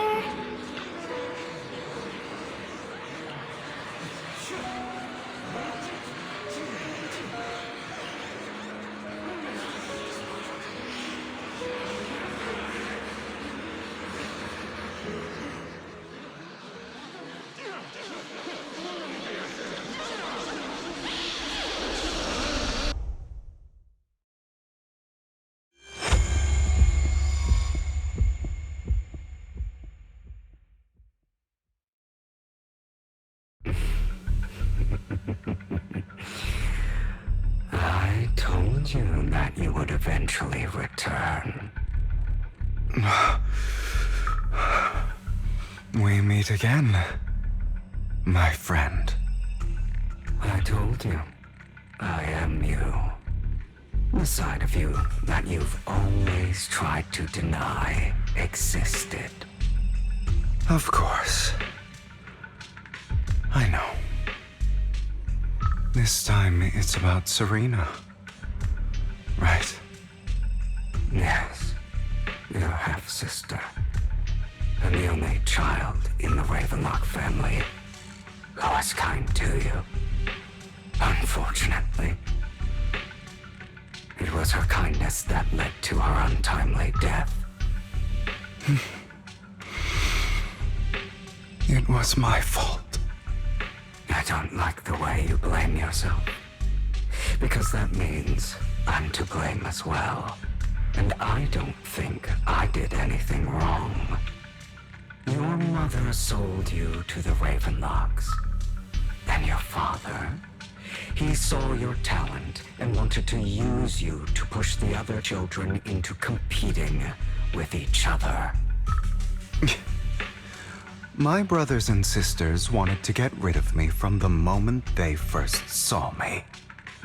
In their eyes, you were no more than a slave. But Serena dared to treat you, a slave, as if you were human. And so, she was fated to die. They tried to kill me many times, but I was careful, and they did not succeed. So they killed Serena, who was weaker, an easier target, and pinned everything on you. Serena died in your place. Those cruel brats thought that by reporting this to Father, they could use it to get rid of you, a rival who threatened their positions. Not only did Father not blame you for the incident, he praised you for it. In this world, only the ruthless, cruel, and merciless can stand at the top. And that's exactly what you managed to live up to, no? You found a perfect opportunity thereafter to catch the ringleader of the group who framed you and almost beat him to death.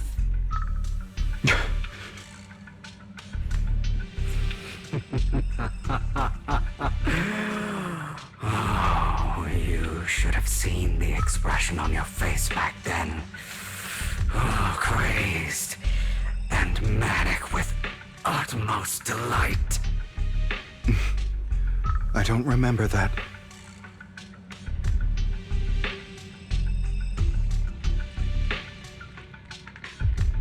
Here you go again, trying to deny your desires.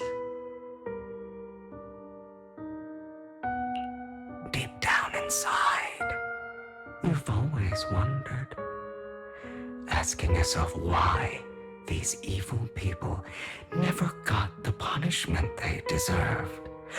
Why the world is so unfair.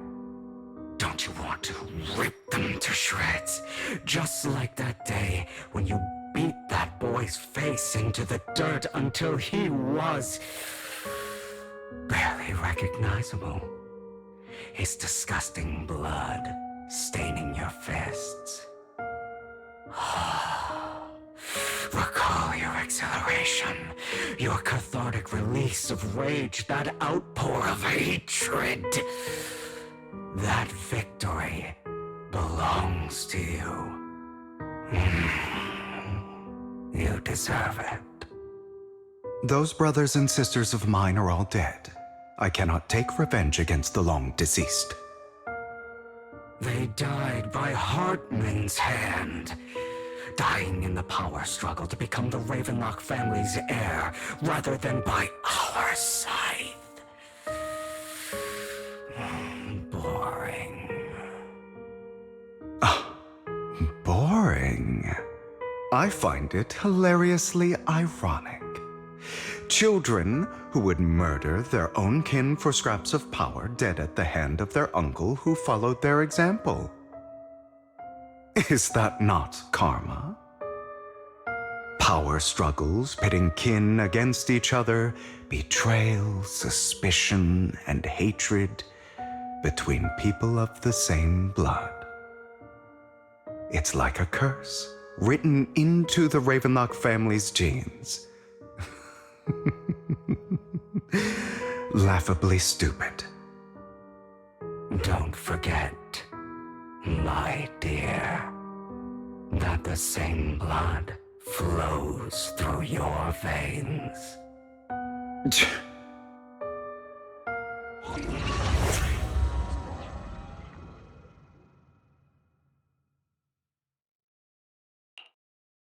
That's right, my dear nephew. No matter how much you deny it, the blood of the Ravenlock family flows through your veins. Survival of the fittest. Only the strongest deserve to live. Only the strongest deserve to rule. This is the path of success that has led the Ravenlock family to victory countless times. A blessing and a curse etched into your flesh and blood. As long as you live, you'll never escape the mark of family. You are destined to one day become someone like me, like your father.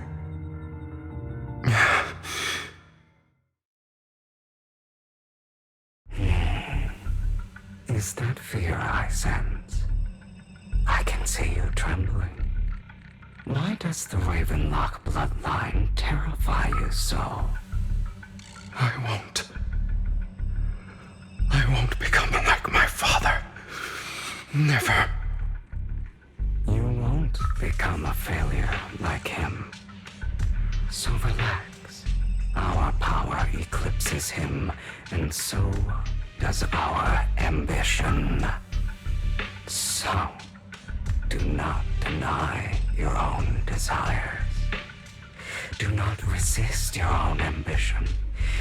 This is the talent you were born with. The best gift fate has ever given you. Admit it. Deep within your heart lies a spark, yearning to ignite a raging inferno that will burn everything down. And I am that spark.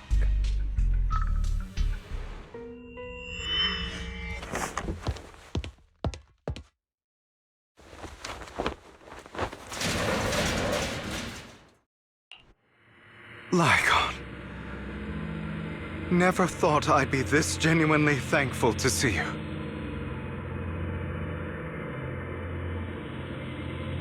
Seeing you means this never-ending nightmare is finally over, right?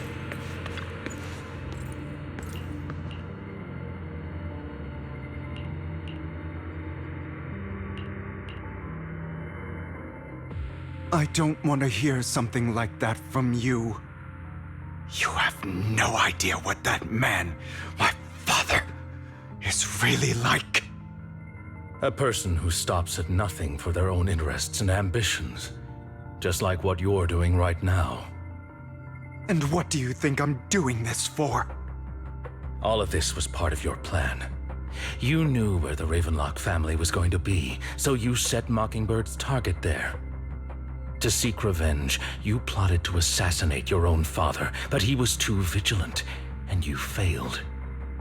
After almost being assassinated, your father was furious and locked everyone in the hall, but was unable to find the assassin. And what a coincidence that a hollow disaster just occurred in the vicinity.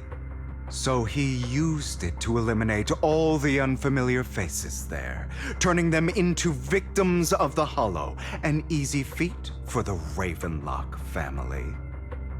So, the one who killed innocents was my father, not me. You knew what choice an extremist like him would make, and you used the chaos to once again attempt an assassination. This time you succeeded. You killed your own father at the cost of innocent lives. Admit it, Hugo. You don't care about anyone else. The only thing you care about is your revenge. How is that any different from your father? Enough. I'm tired. I may hate him for betraying me, but he wouldn't say something like that. What? You aren't Lycaon. You're the other me, hidden deep within my heart.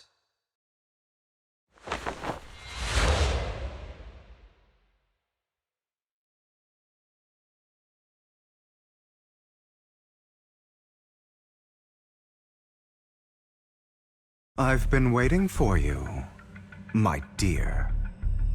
It seems you've already grown accustomed to this place, even turning the tables on me. Just as you said, you are me, and I am you. There's no such thing as having an advantage over oneself.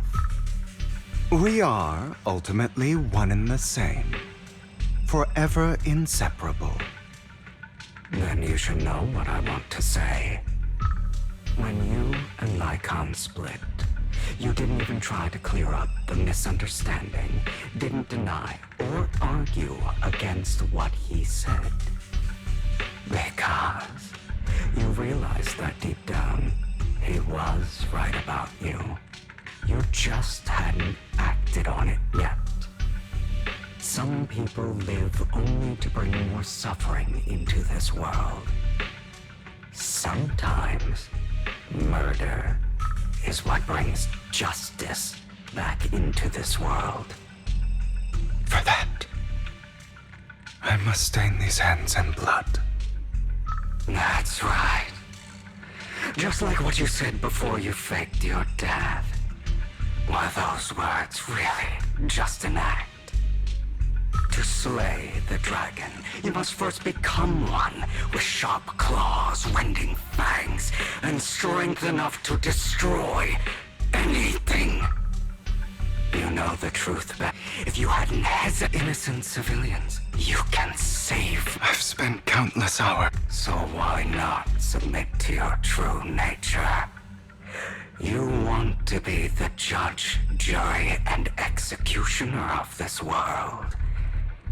And you can. I wasn't responsible for Father's death. The true mastermind is my uncle, Hartman. His schemes to kill the head of the family were all so he could take control. Mockingbird was simply unlucky enough to get caught up in it. So, for a behemoth like the Ravenlock family, with its roots so deep, a single person's death, regardless of who that person is, wouldn't change anything. Of course, whether it's Tops, the Mayflower family, or even the entire world, it's actually all the same. I refuse to be dragged down by pointless hatred any longer. You foolish, stubborn idiot. Do you understand the power of hatred? Or are you going to follow Lycaon and Jack's twisted logic? Come on. You don't actually trust anyone. Otherwise, why would you hide this whole scheme of faking your death from them?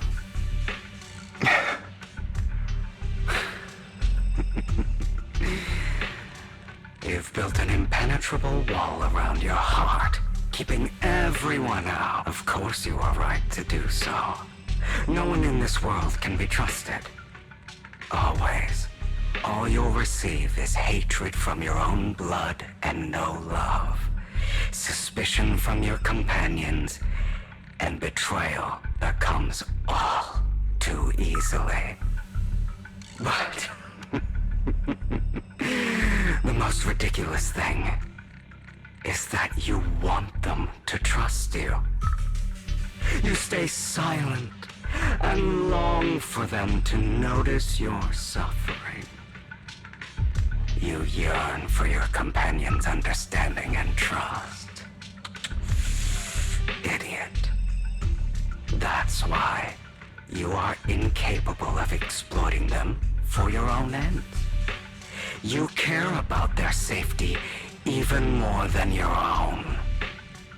But remember, only the weak need companions. And we are children born from hatred. We are different from them. I will never be like them. And I don't need to be. Come. Let me show you what powers we can wield. But you are me. And I'll never lose to myself.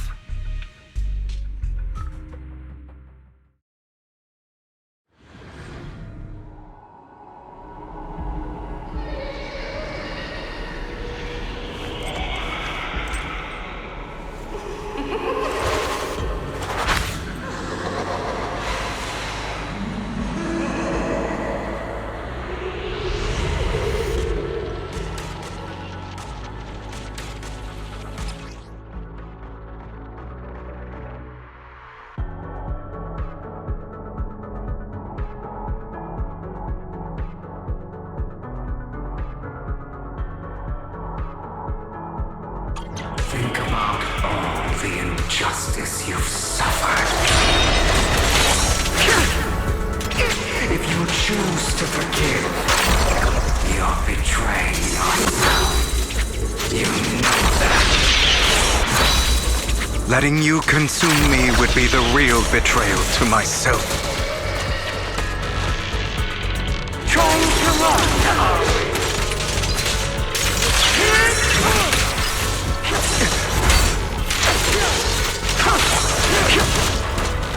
Pathetic.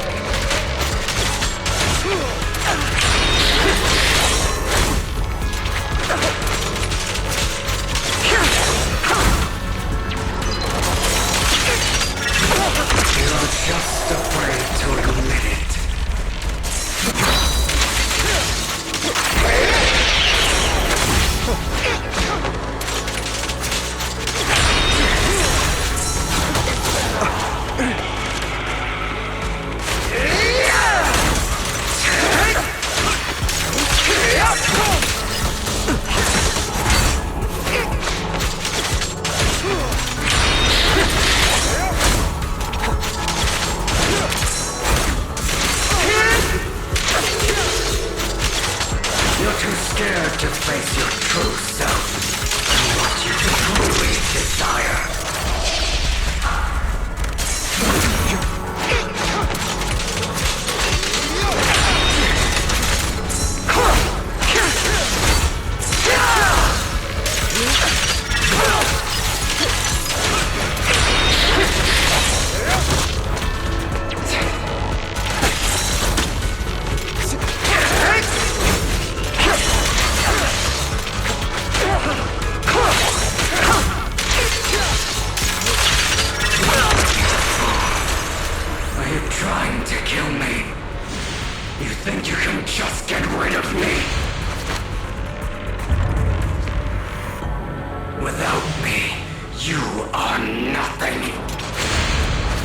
For what it's worth, thank you. Don't be afraid. You and I are inseparable. You're part of me, just as I am part of you. Fancy words won't change anything. No. It's not just platitudes. I finally understand now. Some pain only fades when it's seen, when it's accepted. So I won't fight you anymore. I won't hate myself anymore. Weakness, hatred, malice, strength, forgiveness, justice.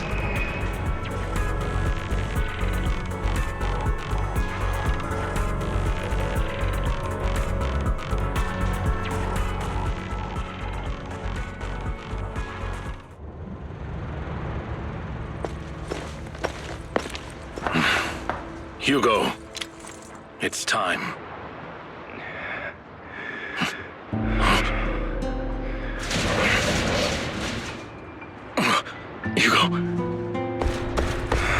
Hugo, you... Did I scare you? I made it through. I won. No praise from me, my dearest partner.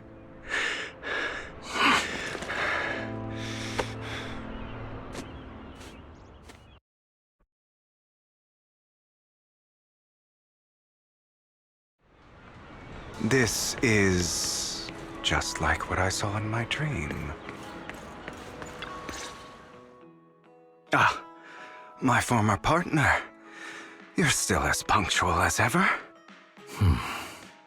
Are you sure you're fully recovered? How about we fight, and I'll show you how recovered I am. I refuse to fight someone who is in need of medical attention.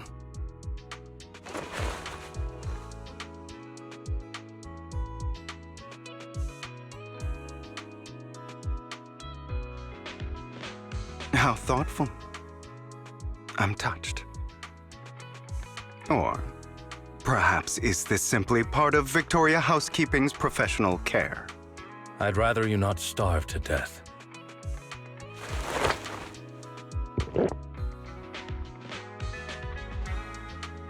Not to your liking. I'm fairly certain this is the same kind as before. No. I've just gone too long without food. It feels a bit uncomfortable. Either way. Thank you. Now tell me, what exactly happened in the warehouse? Just going a bit crazy from... you know what? Were you expecting anything else? But I did have a very long dream. A dream about many things from the past. If I had to put it into words, it would be like giving myself psychological therapy. You seem like you could benefit from some too. How about it? Want to book a session with me? Trust me, I'm a pro. Seems you really have recovered. Well, of course.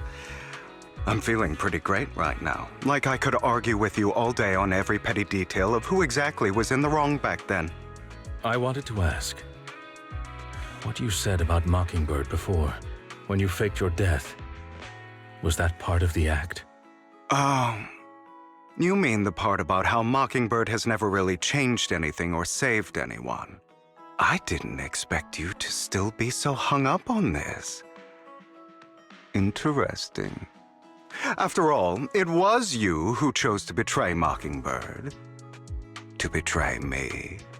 Just as I said before, I never considered Mockingbird a failure. Perhaps Mockingbird deviated from its origins, but it has its value. You shouldn't reject the things you've done. Or Mockingbird. I have contemplated this before. Yes, Mockingbird has helped some people and has genuinely managed to cause trouble for those who abuse their positions of power for evil. Yet those in high positions still possess immense resources, and the people we helped remain destitute and suffering, willing to become slaves to those in power for scraps.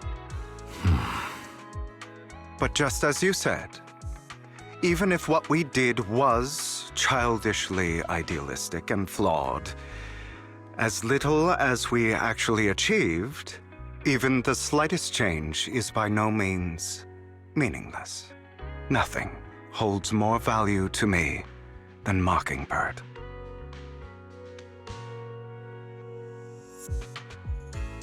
All right, let's catch up later. I still have things to do and need to wrap up my plan. I thought you would rest up first. As much as I would prefer that. My dear uncle and the Exaltist fanatics likely would not give me such an opportunity. If all has gone to plan, the fish will have taken the bait already. And if everything goes very well, I'll soon have solid evidence of the Ravenlock family's crimes. Well then, thank you for your assistance, former partner. Let's part ways here. I'll go with you. Lycaon, surely you don't think that because I just recovered, I'm too weak to deal with those useless fools. Hartman's actions will disturb the safety of New Eridu. As I serve the mayor, I should intervene. Very well, whatever. Let's go. And don't slow me down.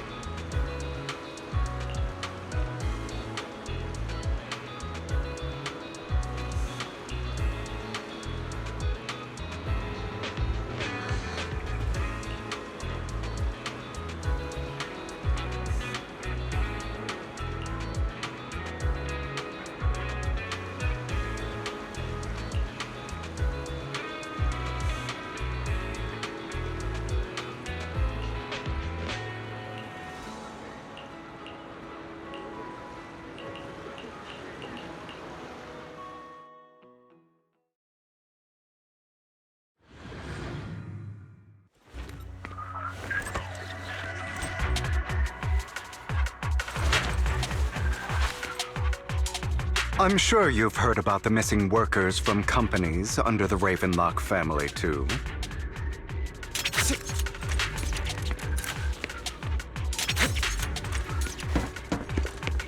I know where they are.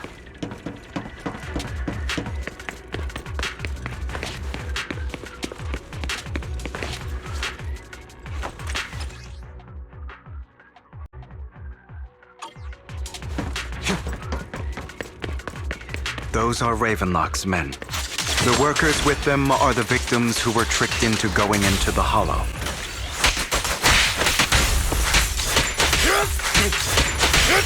What? Can't handle it? Come on, let's get them out of here.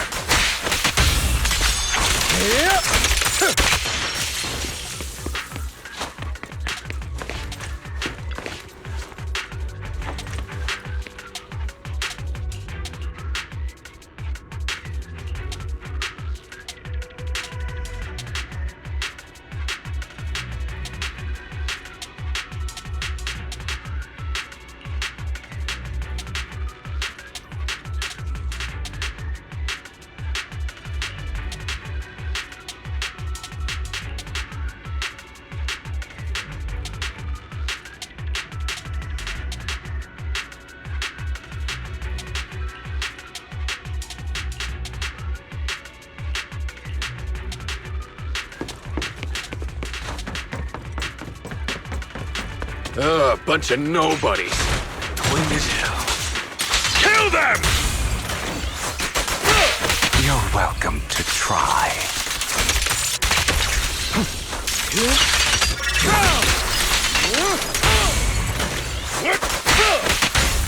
At your service.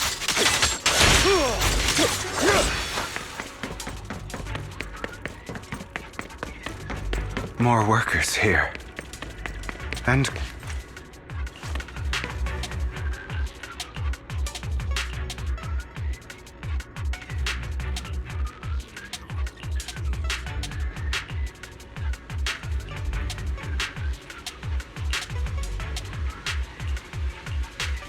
Is Hartman behind this, too? of course. He threw them into the Hollow like offerings for the Exaltists.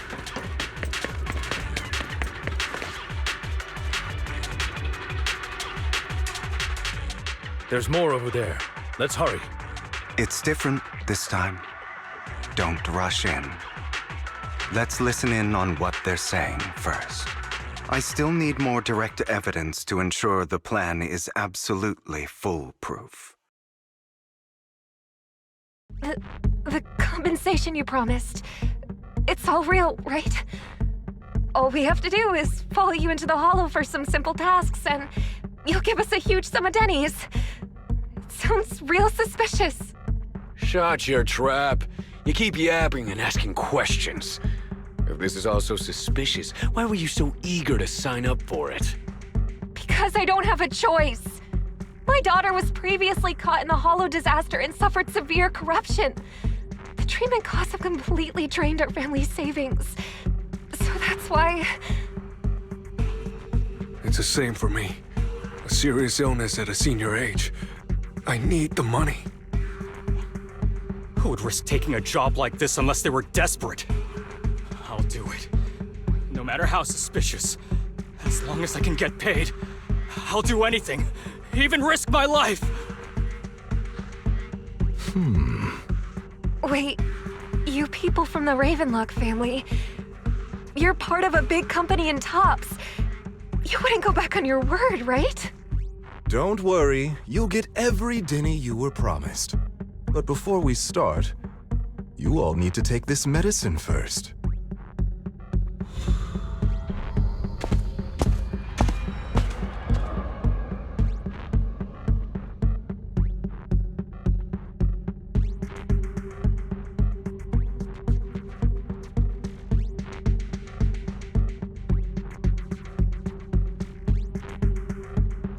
Bro, should we really be doing this already? These workers keep talking. We're wasting time like this. And the sooner they take it, the sooner it'll be over. Consider it an early release for them. What?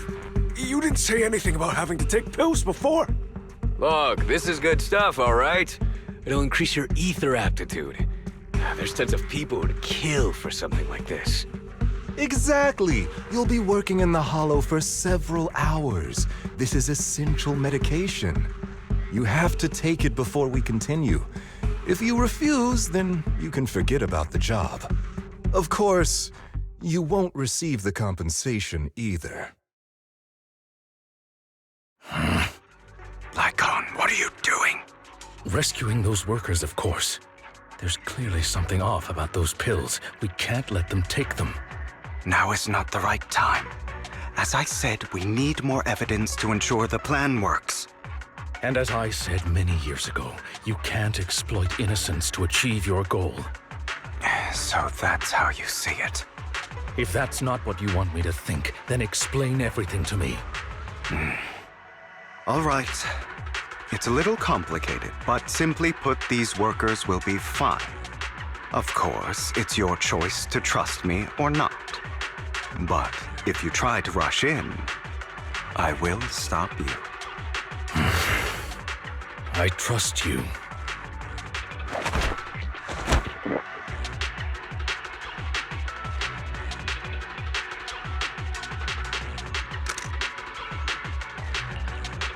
All right.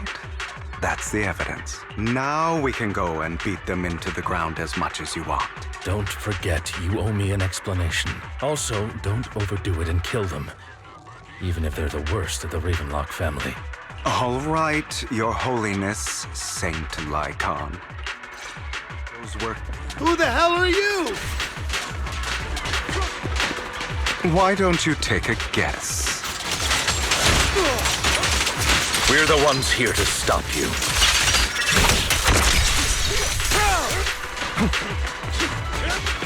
Can't remember the last time we worked this well as a team.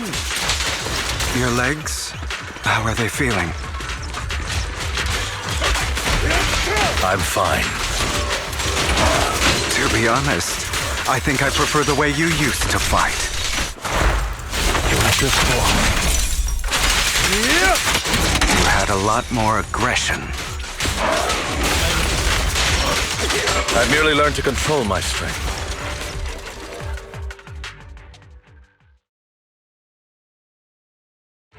Damn it!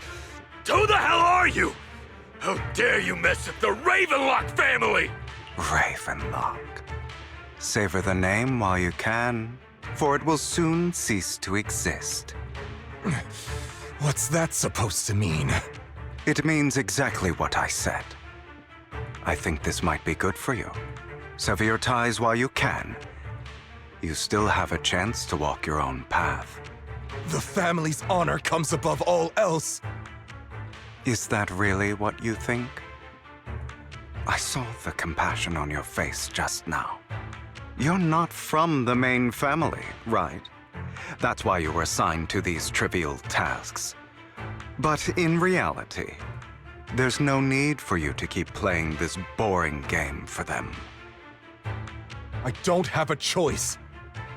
From the moment I was born into the Ravenlock family, You always have a choice, if you're willing to act. All right, let's end the small talk here.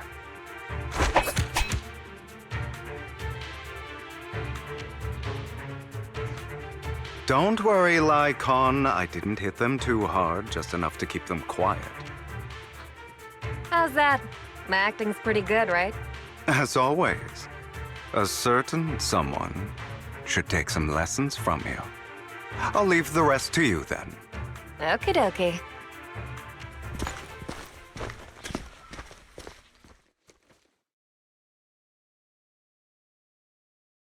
Okay, now can you tell me exactly what's going on here? As you can see, that worker just now was actually an informant of mine. The pills were swapped out with vitamin tablets. Outside of this batch, some workers have already taken the actual substance Hartman has. But rest assured, the antidote for it is already in development. I found the best in the field to help, and with the data I collected before, we should have results soon. I wanted to ask.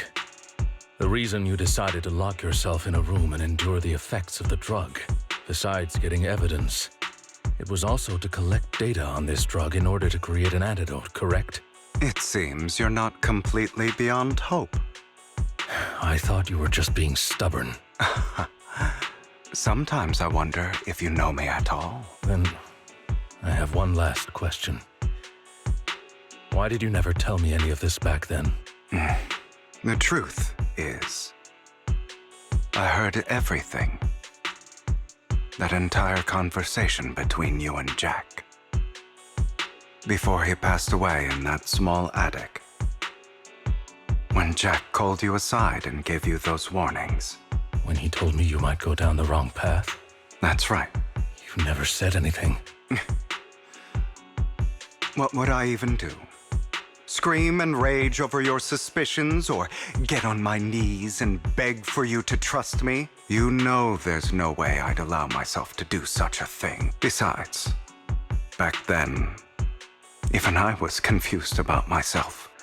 Jack, he... It's all in the past. You don't need to explain anything to me. Enough. We should get going. If we're going to reminisce over the past, we should find a more suitable location.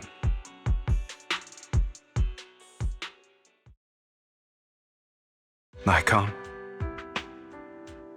That incident back then. I didn't do it.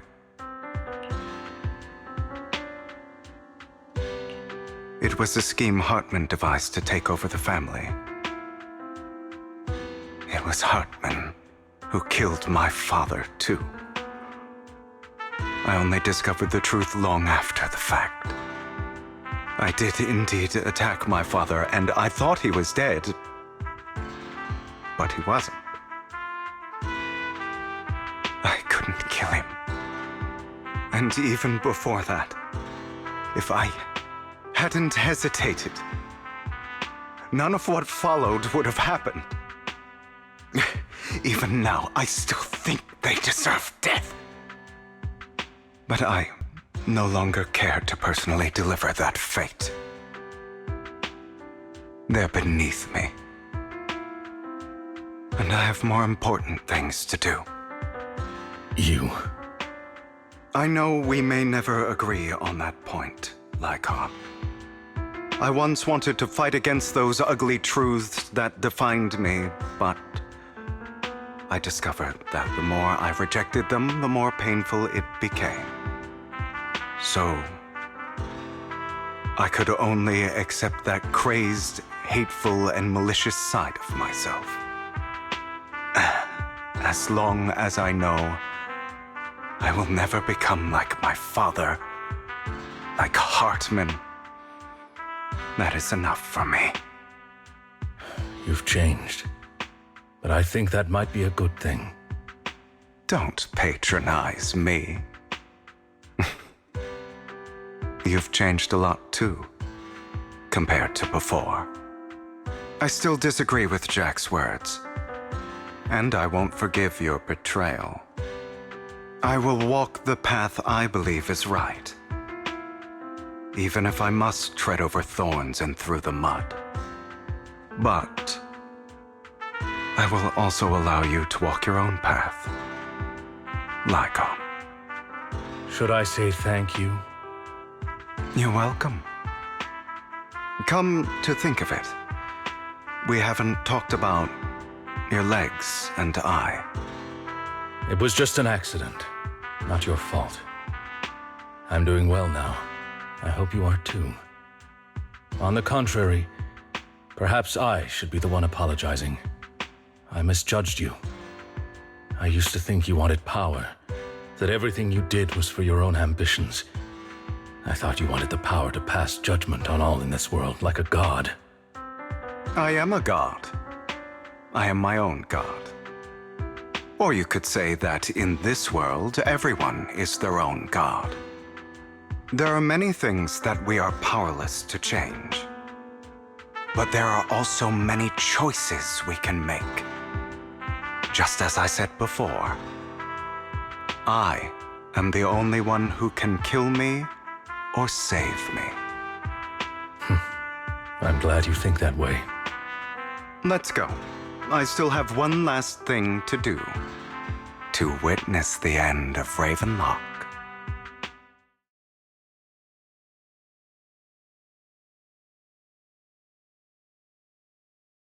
You really think you can take my place if I die? Never, you filthy bastard! Your little tricks mean nothing. As long as the Ravenlock family stands, I can still get back on my feet. You still don't get it, do you?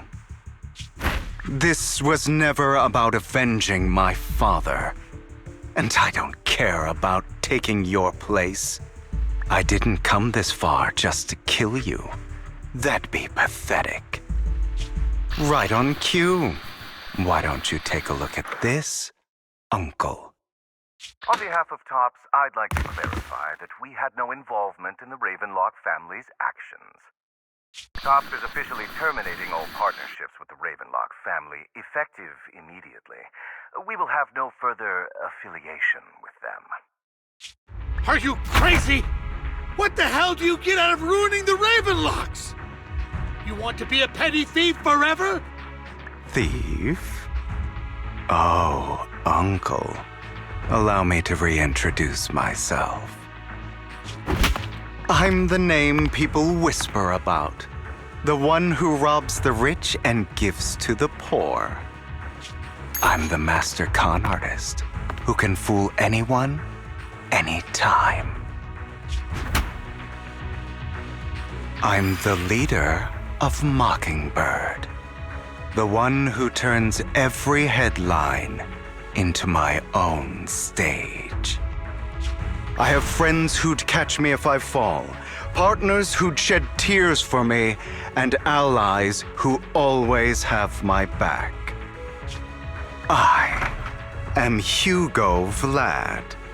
You're the one who needs the Ravenlock name. I never did. You ungrateful bastard! You should have never been born.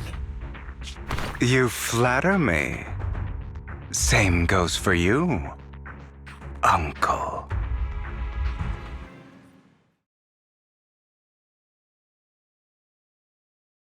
You've done well, Vivian. You had better give me an explanation.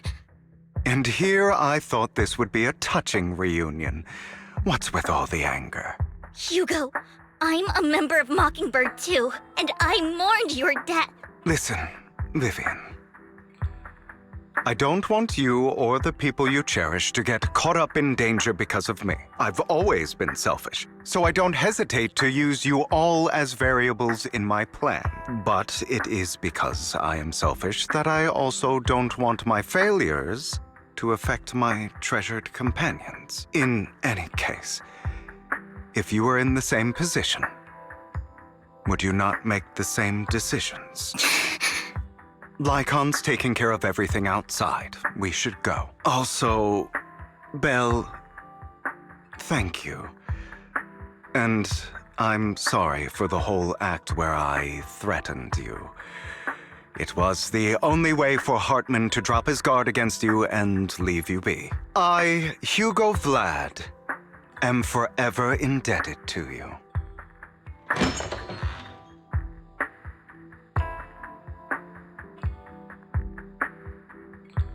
Master Proxy, although it is late, there is some important intel that I must give you now.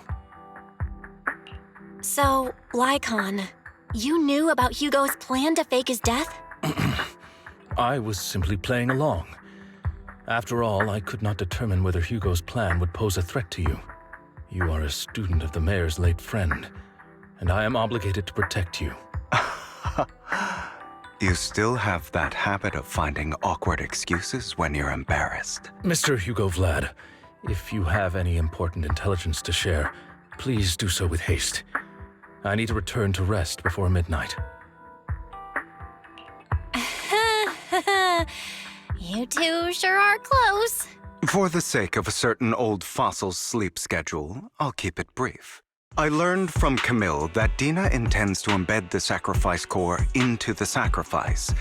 Apparently, it will make the sacrifice much stronger. Sacrifices created this way will not retain their minds and will indiscriminately attack all living beings, including their creator. So the Exaltists don't do this. It would bring them no benefit. But Dina's concoction can control people's minds. If a person takes the pill and is injected with the serum Landon left behind, the sacrifice would be under its creator's control. Although the dormant sacrifice has been destroyed, Dina found a batch of that serum her father created and wants to create new sacrifices. Never mind the sacrifice. Hartman's sacrifice core is a fake.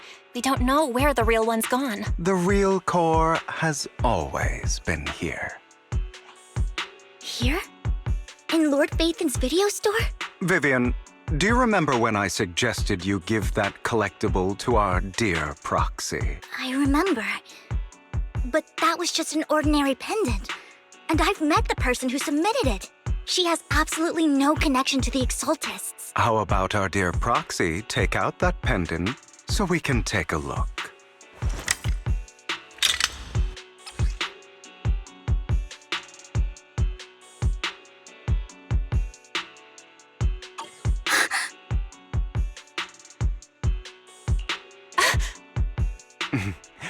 I'll take your surprised expressions as a compliment for my little trick. I will hand over this core to the mayor as agreed, since he fulfilled his promise to protect Vivian and the manager while I was pretending to be dead. I won't go back on my promises. No wonder the mayor would promote rhetoric favorable to Mockingbird. I can't believe I thought he was actually being sincere. Since we have the sacrifice core, all we have to do now is stop Dina from using innocent people to make more sacrifices. Yes, and we need to destroy the last batch of Landon's serum. Hopefully with no options left, Dina will give up her obsession. All right, that's the important stuff. I'm going to go and confirm where Landon's serum's been stashed. I'll contact you again once I have something.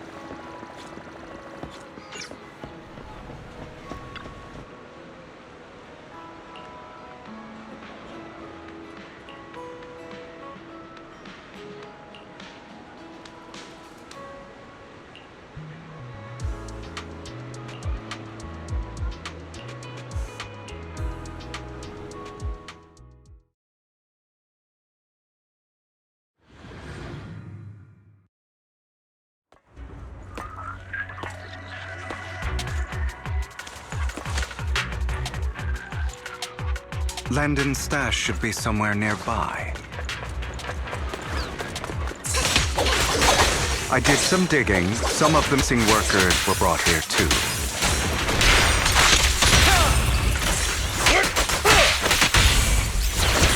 Dina's getting ready to make her move.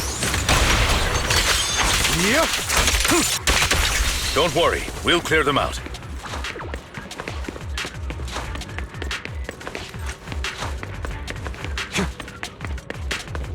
They're trying to destroy the goods! Stop them!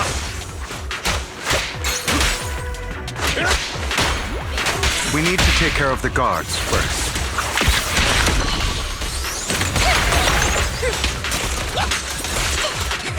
Understood.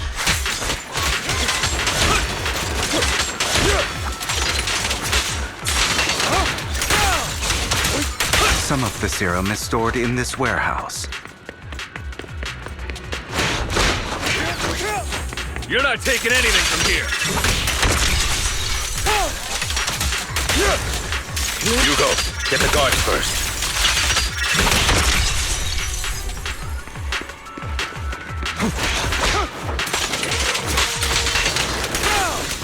What? You just stepped into your own grave!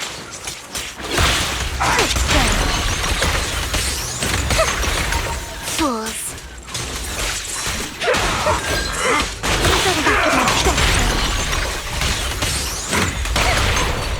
Daydreaming? The truth is a beloved fairy tale.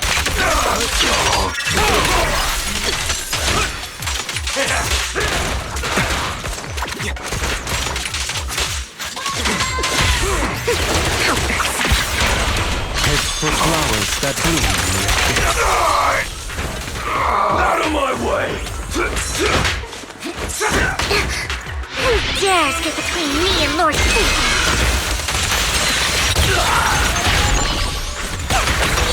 Move it!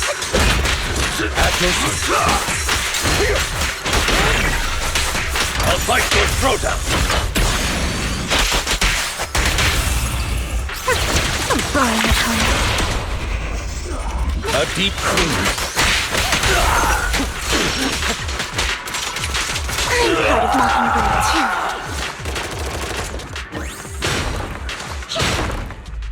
More of Landon's serum survives than expected.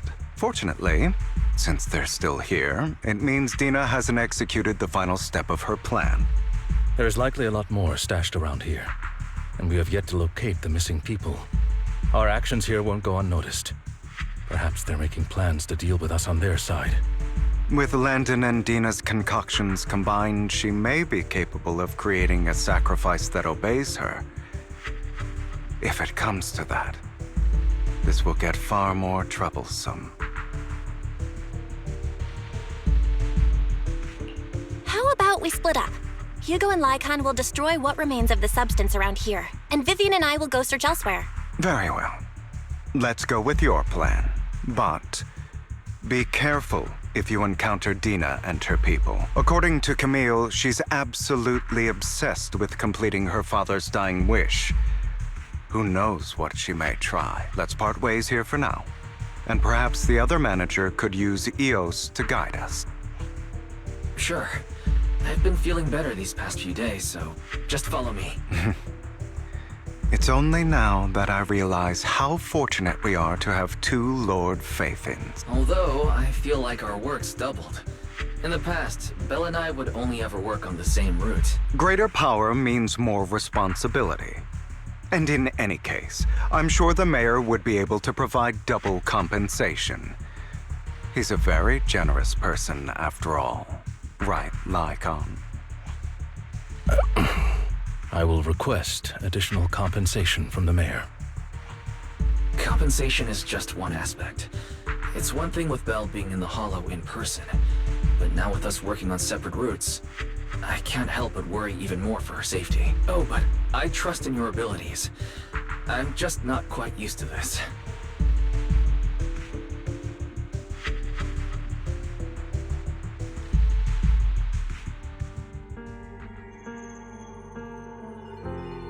This is the future I saw. Lord Phaethon.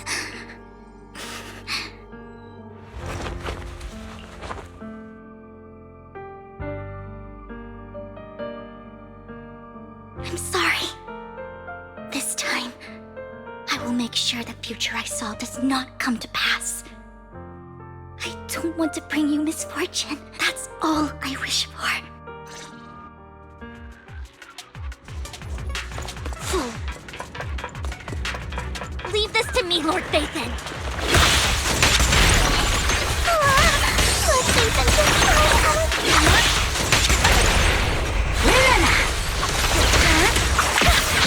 Worms belong in the dirt. Lord Phaethon, there might be more serum here. How dare you steal from Lady Dina! I'll try to go easy on you. No promises.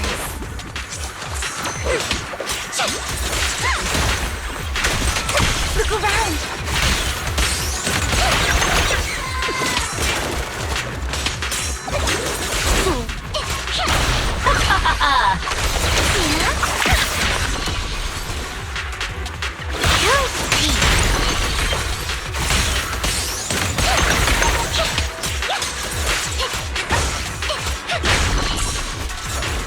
Don't touch your containers by the fissure.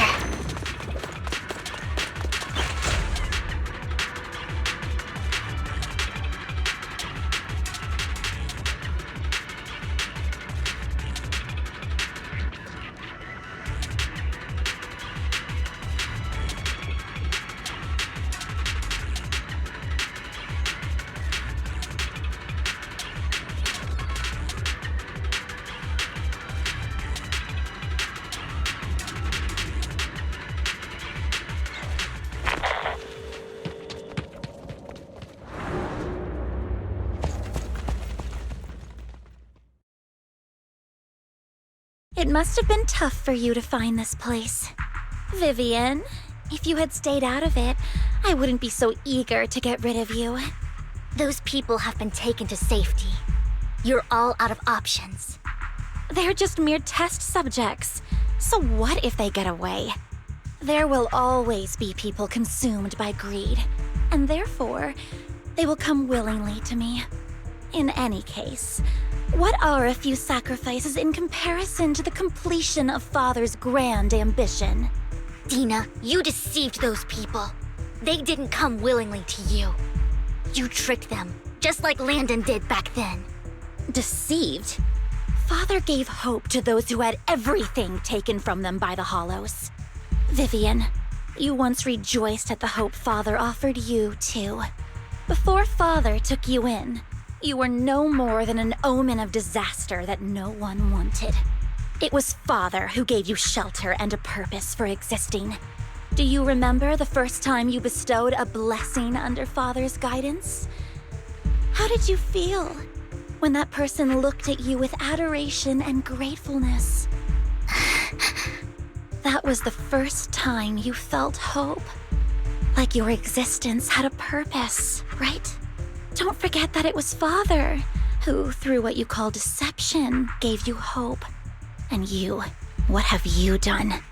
You basked in Father's attention and everyone's adoration, only to destroy everything. Do you think that by leaving the Exaltists, those people will live better lives? Of course not. Those who suffered under the Hollows will only continue on as walking corpses, without the hope Father gave them. Do you really think you're some sort of savior, Vivian? In the end, you're just an ungrateful brat who brings misfortune to those around her. It was you who destroyed everyone's hope. Not everyone wants to live in false hope, Dina. You say it's because of greed that people willingly become your sacrifices. Perhaps those people aren't entirely virtuous. But that greed is just wanting to live a better life beyond the Hollows. What you and Landon have done was never about giving people hope, but exploiting it. Stop lying to yourself. Deep down, you know what Landon did was cruel. No. Back then, when Landon wanted to inject you with the serum, the fear in your face was as plain as day. I saw it all clearly. If all of this is as righteous as you claim, then why did you make such an expression, Dina? Don't look at me with such pity! Father did nothing wrong. All of this is to make something of the Hollows other than disaster. That's everyone's only hope. Dina, it's not too late to stop. Stop living in this lie. You know what would happen if a sacrifice loses control and escapes the Hollow. It's not the Hollows that are to blame for those people's deaths, but the hope you keep talking about. That will cause more despair and claim more lives. That is merely the necessary sacrifice to accomplish a greater goal. No one deserves to be a sacrifice. Your hypocritical magnanimity disgusts me. I can always go and get more test subjects if they've escaped. and I will be able to replicate Father's serum with enough time. With you gone, I'll be able to complete Father's gift to the Creator and fulfill his last wish. Camille, release the failed subjects. Lady Dina. Camille, are you going to do what you did before? You keep saying you'll follow the Creator, but it's all lies. Lady Dina, the Hollows took my family from me. I understand that there's no way to get back what I've lost. It was Lord Landon who told me that the Creator would guide me. One day, Hollows will no longer be disasters. Everyone will be able to survive inside them. I look forward to the day when this hope becomes reality. I watched you grow up, and I know that you've always looked up to your father. He gives you hope, and I destroyed that hope with my own hands. I know the pain of loss, so I've always felt guilty. I want to atone for the hope I destroyed. But Dina, I don't want to ruin more lives, and I don't want to continue watching you destroy yourself. Vivian is right. Not everyone wants to live in false hope.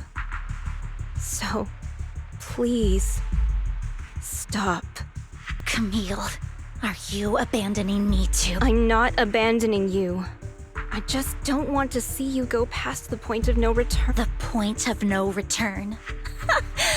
I passed that point ages ago. No, Dina. You can still turn back. I'll be your way back. Where are you going, Camille?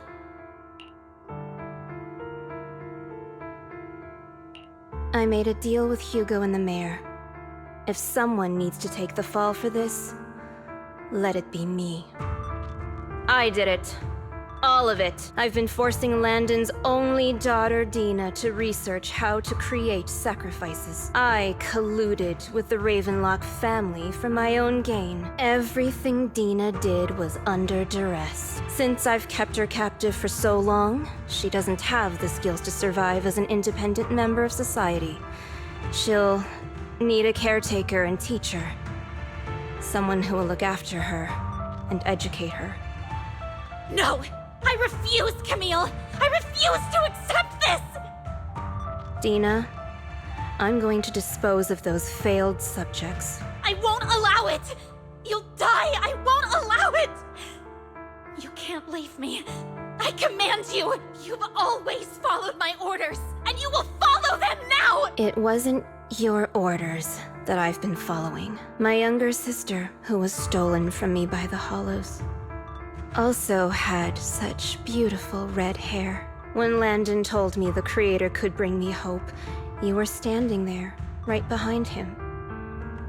I was certain, then and there, that this was the hope the Creator had given me.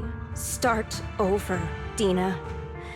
You still have so long, so much time. You'll make friends, find people who love you, and make many beautiful memories. That's not what I want! Camille, you're not allowed to die! I won't allow it! I won't allow it! Goodbye, Dina. And I'm sorry, Vivian. I'll leave the rest to you.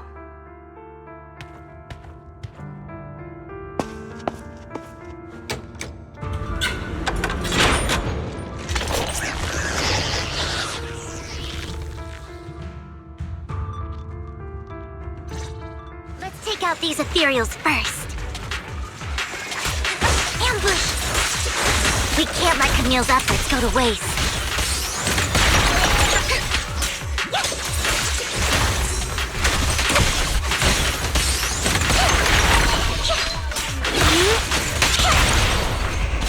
What's up?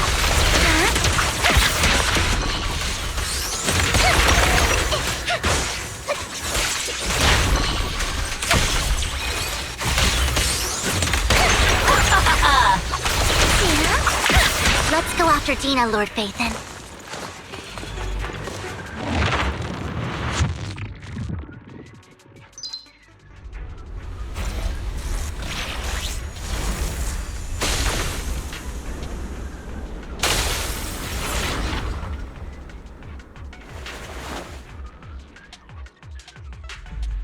you satisfied now, Vivian? You were the one who brought yourself to this point. You're saying this is all my fault? Losing my father, losing Camille. I wish you had never come into my life. At first, when Father brought you home, I was happy. There are so many Exaltists, yet Father never allowed me to get too close with any of them. I never had any friends either. But when Father brought you back, he told me to take good care of you, that you were my first friend. I was also so happy the first time you took my place in helping Father select a person to receive the blessing, because it meant you were different from all those other people. You could stay with me. But soon, I grew jealous. You took the attention that should have belonged to me. You even took Father's love from me. It's only because of my ability that Landon... I know, but... Vivian, jealousy is something you cannot control. Of course, the same goes for fear and hatred. I was terrified that one day you would look at me and shed tears. I knew if that day ever came, Father would not hesitate to force the blessing upon me. And when that day did come, I hated you for causing my father's death. Dina, you knew everything about what happened back then, so... why are you still defending Landon? And why didn't you tell me back then? If I had known earlier, maybe I could have found a way. Because it's the only thing that makes me more special than you, no? It proves I had Father's trust. I was more useful to him. Vivian, you said you wandered without a home ever since you were young, hated by anyone you encountered. You were happy to gain recognition from everyone and help Father when you were among the Exaltists. But in the end, you discovered you were being used, so you felt betrayed and hurt. Then, what about me? All I ever had was my father. I've never known a life outside of the Exaltists. Ever since I was young, my only purpose was to help Father select who was to be blessed. The only purpose I had was my father and the Exaltists. I've never been taught anything else, Vivian. It is what little value I have, and have ever had. In the end, you took even that from me, and completely destroyed it. You think you're doing good and fighting evil. You've only managed to affect a small part of your world. But have you ever wondered if maybe that's all there is to my world? I never wanted to hurt you. You were also my first friend. And that's why I wanted to save you back then. Save me? You and Camille all talk about saving me. Why don't you understand? To me, loss is so much more painful than death. Dina, you can start over. Everything Camille did was so you could live on. Let's leave the Hollow together. There are so many amazing places in New Eridu. This time, I'll take care of you.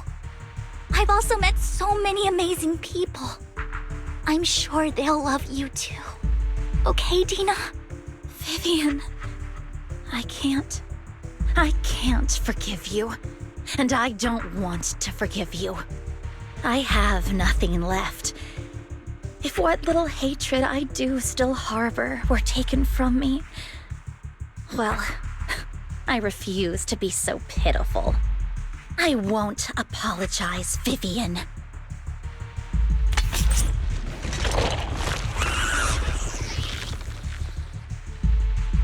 I don't want to hate myself, so I can only hate you for killing my father, and hate Camille for leaving me. That's just the kind of person I am. Hateful and despicable. I refuse to owe anyone anything. I refuse to feel regret. I won't. Vivian, I will keep hating you. I will take all who are precious to you. I will also hate Camille, so I won't do as she wished and start a new life. Vivian, if you had never existed, if I had never, you would be... Lord Phaethon, please do not interfere. She was my first friend. I'm going to bid her farewell.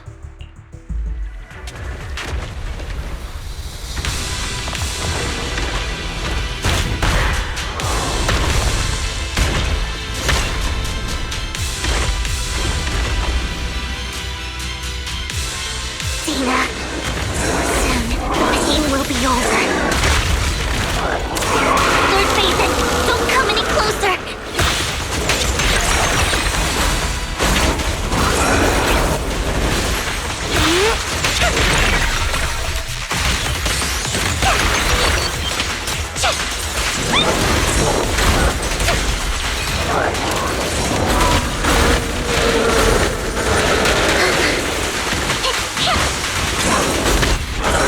Don't really know. Get my dress dirty, little pig.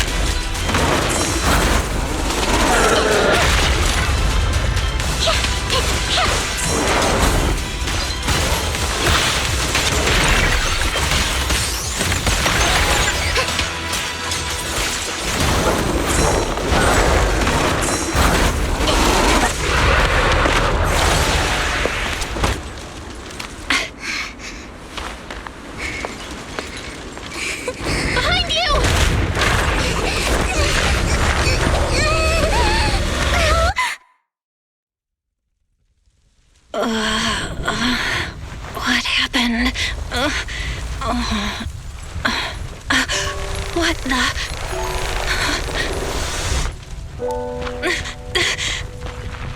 Vivian! Belle, don't come near me. This is my own choice.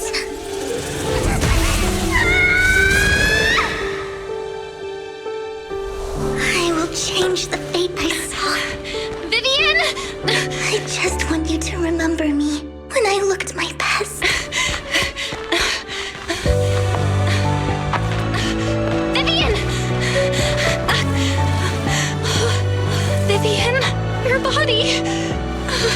I'm sorry you had to see me like this, but I don't want to be the one that only brings misfortune anymore. No, please. No. It's so warm, and the night is beautiful.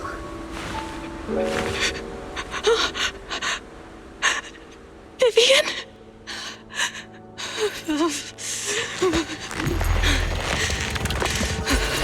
No. It can't end like this.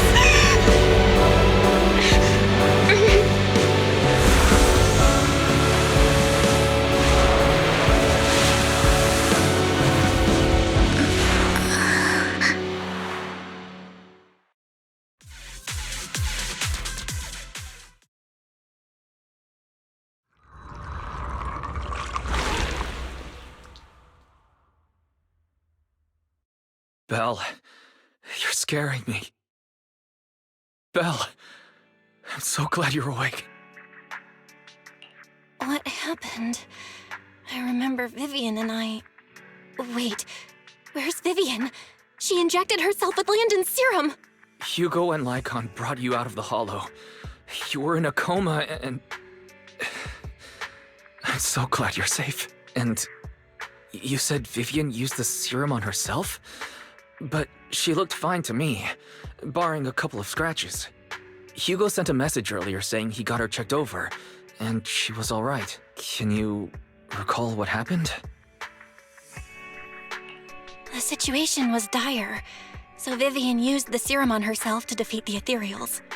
I saw the crystallization process starting to occur, and then I can't describe it, but I think I saw something. At the time, all I was thinking about was wanting to remove the crystals from Vivian. I don't even know what I did. But then I passed out, I guess. What happened after that? When I led Hugo and Lycaon there, it was just you and Vivian lying on the ground. We didn't see anything else. Never mind that for now. Belle, do you feel any discomfort? Just a bit dizzy. For tonight, just get some rest. Hugo and Vivian said they'll come over tomorrow, so we'll discuss everything then. Okay. Good night then.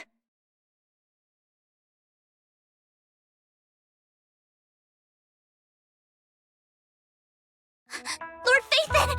How are you feeling? No headaches? Leg pains? Heart palpitations? Loss of appetite? Vivian? I was just so worried. Sorry. Anyway, Lord Phaethon, I'm so glad you're okay. What happened this time was all my fault.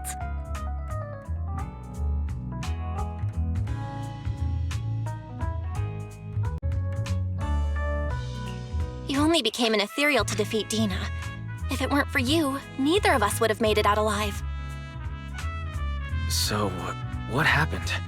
Belle said she saw the crystallization process start, but I didn't see anything through EOS. Hugo, Lycaon, did either of you guys see anything strange? Allow me to explain. Miss Vivian told us what happened after she awoke, and the mayor arranged a full medical checkup for her. Based on the results, Miss Vivian indeed shows mild corruption sequela. But if the crystallization process had already started, the lingering effects should be far more severe. To be precise, if the process had already reached the point of mass surface crystallization, it should have taken no time at all to become an ethereal.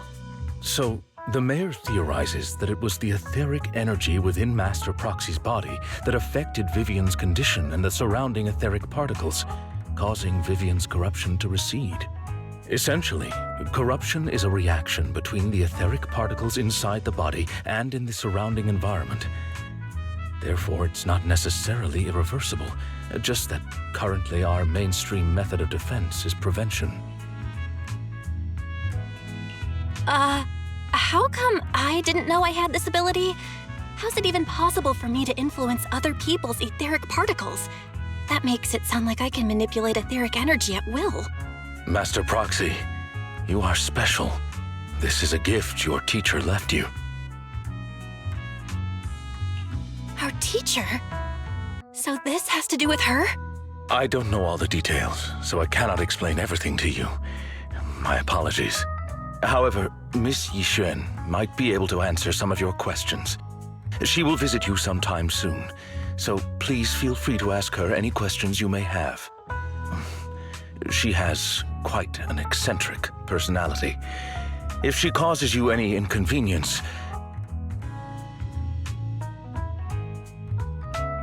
If she causes trouble, can I file a complaint about her to you? Master Proxy, you have always been a people person, so I trust you will handle things just fine. That just makes me more worried. In any case, the mayor has asked me to give everyone his most sincere gratitude. Unfortunately, the mayor could not come personally, but has promised everyone a favor. Provided it's within his means, he will offer his unconditional assistance once. There is no time limit on this favor. Unconditional, What if I wanted his position as mayor? If that is what you desire, then the mayor and his subordinates will be first in line to vote for you in the next election. As for the other votes, you'll have to work for them on your own. But should you assume office, I hope you take full responsibility for handling all day-to-day matters and lead by example. By sheer happenstance, the mayor has provided you with a copy of his current assignment, the City Waste Sorting and Processing proposal. Old fox. Well, can I request Lord Phaethon's? The mayor imagined, you might ask. I have prepared all the necessary documents, and the ceremony expenses will be covered by the mayor as a gift. As long as Master Proxy agrees, we can sign and process the documents immediately. But this matter requires mutual consent and cannot involve coercion, confinement, or one party's lack of consciousness. Stop! I would never do that to Lord Phaethon! Probably. At least not today. As for you, Master Proxies, the mayor has some sense of what you desire. That said, he hopes you might speak with Miss Yishwan first before you decide the timing of that favor.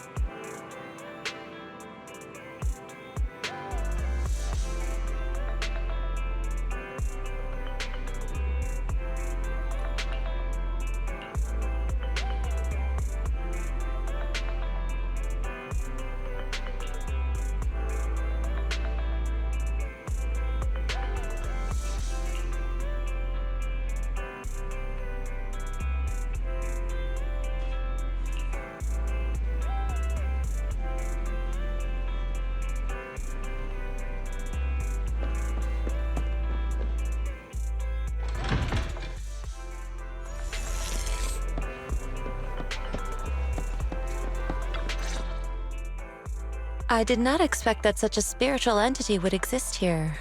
It appears this street is a geomantic gem. A spiritual entity? His name is Howl, and I guess you could say he's a neighbor of mine. Is there something special about him? No, I was simply a bit surprised. It's rare to find such an intelligent individual of this breed. Even huskies can be really smart. Howl is proof. You're right. Yet, being overly intelligent comes at a price. It must stay here for prolonged periods of time, parted from its owner and unable to move about freely. Both a blessing and a curse. However, it seems quite happy. We've strayed a bit off topic. Since you're back, let's discuss our partnership.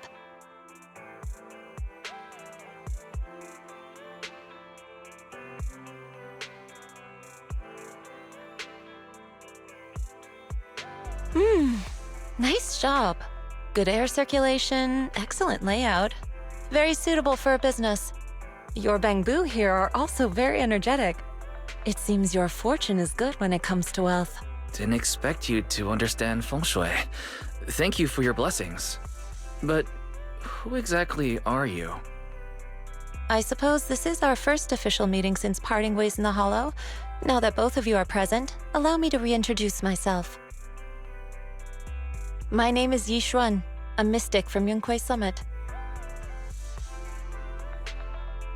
Wait, mystic? Like those people in movies who can tell your fortune and go around blessing people? This is my first time meeting one in real life. But what's Yunquay Summit? Just an ordinary sect of the mystic arts. Our disciples travel all across New Eridu and sometimes collaborate with authorities. Currently, I'm affiliated with the Hollow Investigative Association. Right now, however, I'm here to discuss a partnership in the name of the Mayflowers. So, what sort of partnership are we talking about? I have reviewed the documents provided by the Mayflowers. You previously underwent an implant surgery. After recent adjustments, abnormalities occurred. These abnormalities bear resemblance to the craft practiced by us at Yunquay Summit. If you are willing, I can teach you how to better control your abilities. To better control my abilities. It sounds great, but there's no such thing as a free lunch. Since you're willing to teach us your craft, Shifu, you must want something in return, right? That's right. Mayflower will have you join me for some investigations. Looking at my divination results, this will be a complicated and very likely dangerous matter. He's still going over the details, but should have more information for you soon. You can wait until then to decide.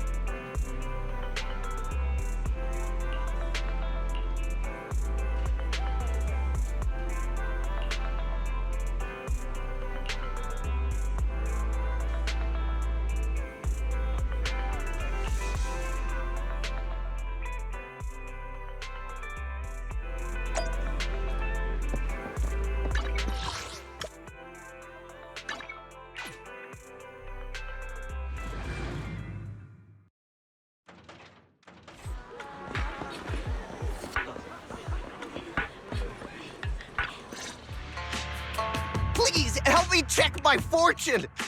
Here's my palm. Look, doesn't this thick wealth line mean I'm about to strike it rich? I've looked it over, and your fortune is decent. Huh? You barely looked at it, and you're already done? You have good fortune. What? You don't believe me? I do. Thank you so much. Next, it's my turn. Hey, wait, hey, quit cutting in line. So, this is where you were. Who are all these people? You're here, Belle? I decided to take a break. I didn't expect so many people to come seeking my divination services. Don't worry, I need no more than a simple spell to solve this matter. Fortune-telling services is 10,000 dennies per session.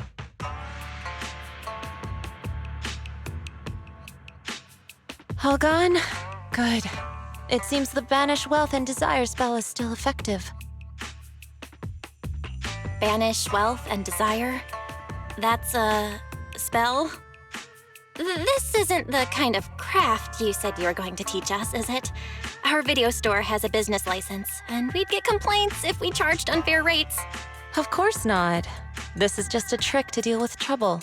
I'll take my time showing you the true craft of Yunquay Summit. For now, let's find that shop.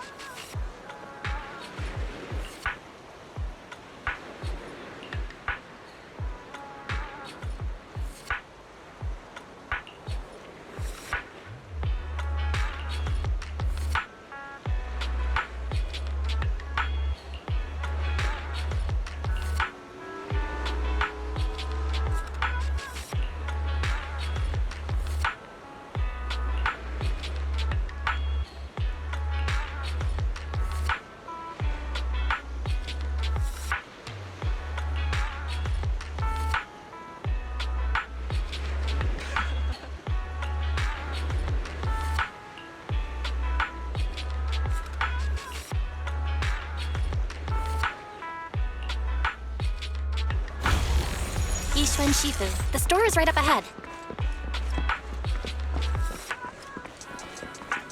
Yes, this is the place. Ah, this is the one. Seems it's closed. Another wasted trip. Not necessarily. 1 second, please.